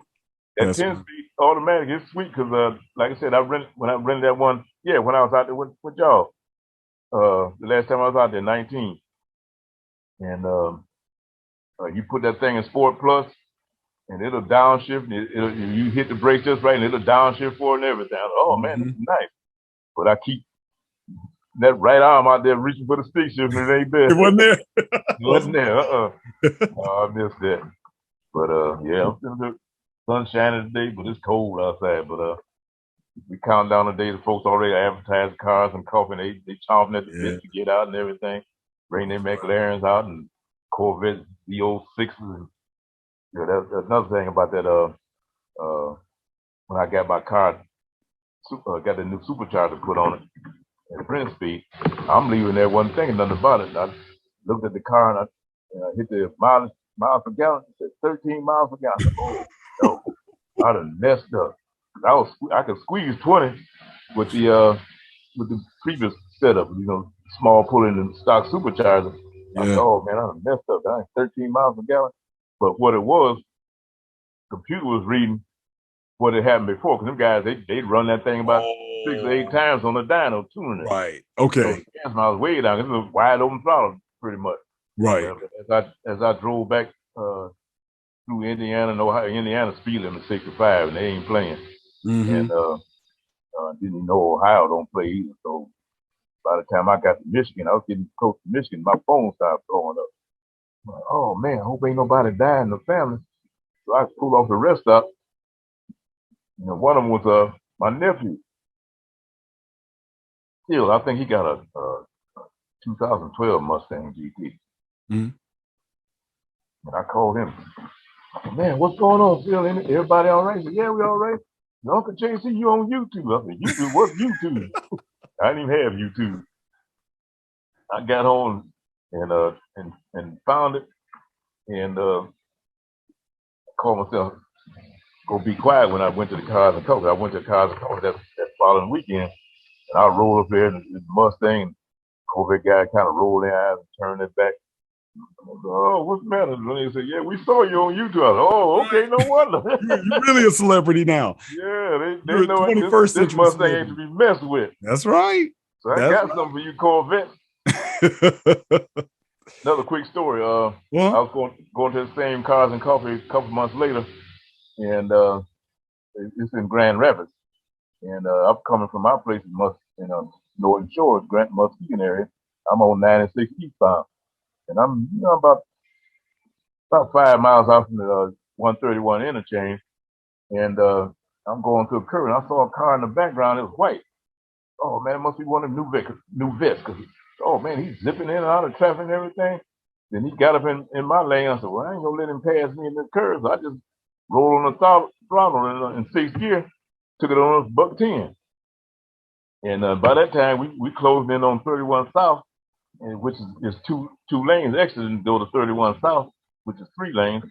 And I was on the outside, but as I got in the outside lane, it was a semi in that lane. I thought, oh man, I got stuck. And them guys he come up in the McLaren. I thought it was a Corvette. And he come from the right side, and it was white.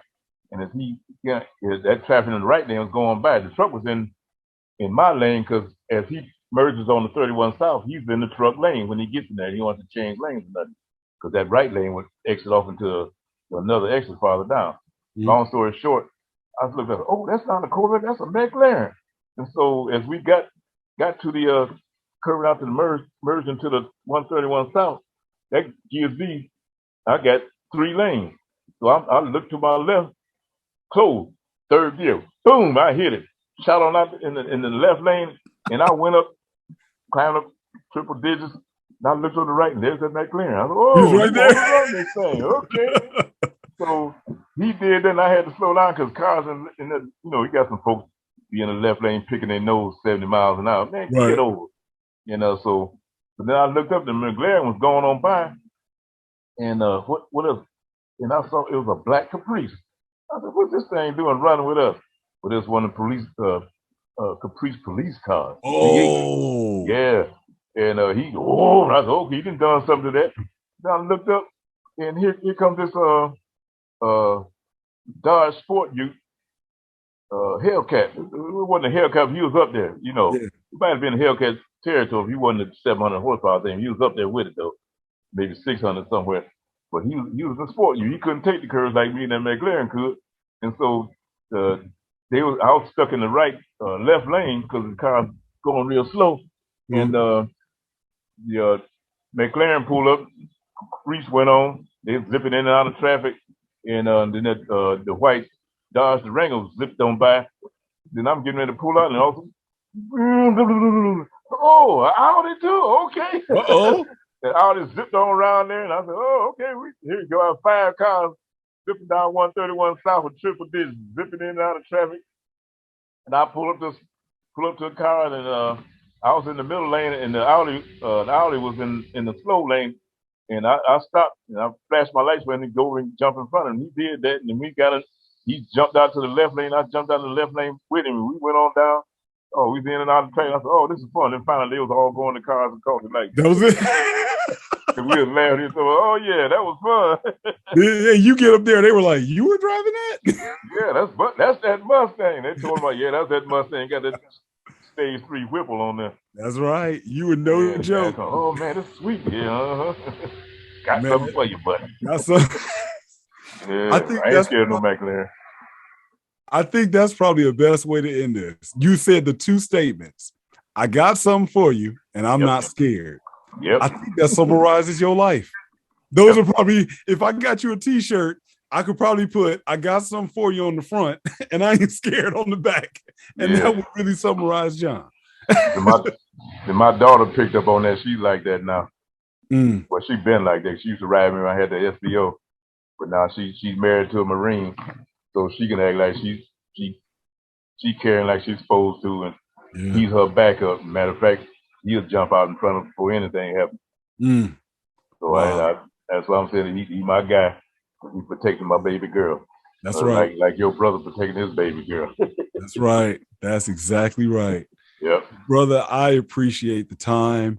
I appreciate it. We did 2-part. You're the first person I've interviewed in 2 parts. So this is fantastic because you got more than 2 parts of my life. You are such a tremendous storyteller. And I mean, I told you back when you visited, you hit it. It was 2019. Wow. We're forgetting time now after the last couple of years. But man, when you told me those stories, my mouth was on the floor. We were just kicking it. I was like, John been through this? So you know, I'm going to close it out by saying, man, I thank you. I appreciate you always being willing to share. And I have to say, it's just amazing how things just went full circle because here it is. I'm younger talking to Jackie, getting wisdom from her. And even though the Lord took her, it's still because of her. I'm 40 years later, I'm talking to you because of her getting wisdom from you. And that's why I wanted to do this, because I don't want just me to get the wisdom. I'm not going to hoard the wisdom. I'm going to try to be like Solomon and share the wisdom for other people. Talk to somebody want to hear it. Got it, man, because I know it's people that can learn something from what you've been through and from your stories. And I appreciate you, brother, for being willing to share them and not being scared, What for? Yeah, like you say back in the church, you got to bring something to get some. Yes, man. Thank you. I think you teach all of us young guys on how to be fearless, because there's a lot of scare. Don't be afraid of being a man. That's your job. I love that. I might have to take that bite and put it in every one of my videos. That was good. Say that one more time so I can shut up. What'd you say? Yep. Don't be afraid of being no man. That's your job. All right. Don't be afraid to be a man. That's your job. Thank you, brother. Thank you. Yes, I appreciate you, man. It's all the kids for me. I hope I can get out there again before I get too old. I plan on it. I look forward to you driving out here. That'd be even better. So that's what I was thinking. Drive my own Mustang out there. That's I don't know about going on that mountain. What's the name of that mountain we went up in? We had South Mountain. Who? South Mountain. South Mountain. Okay. up there almost the same height as the airplanes taking off from Phoenix. Oh man, and them curves you can't see nothing. That was one time I might have got you a little scared. I might have got you scared on that one. You did. Because I've been on the tail of the dragon, and that was all right, but I got up that thing. I knew tail of the dragon ain't got nothing on this one. This one got some serious drop off in some places wasn't no guardrail. Nope. Not at all. I'm going to stop recording, but let's stay on the line. But I will just officially close out. Brother, thank you for sharing your story.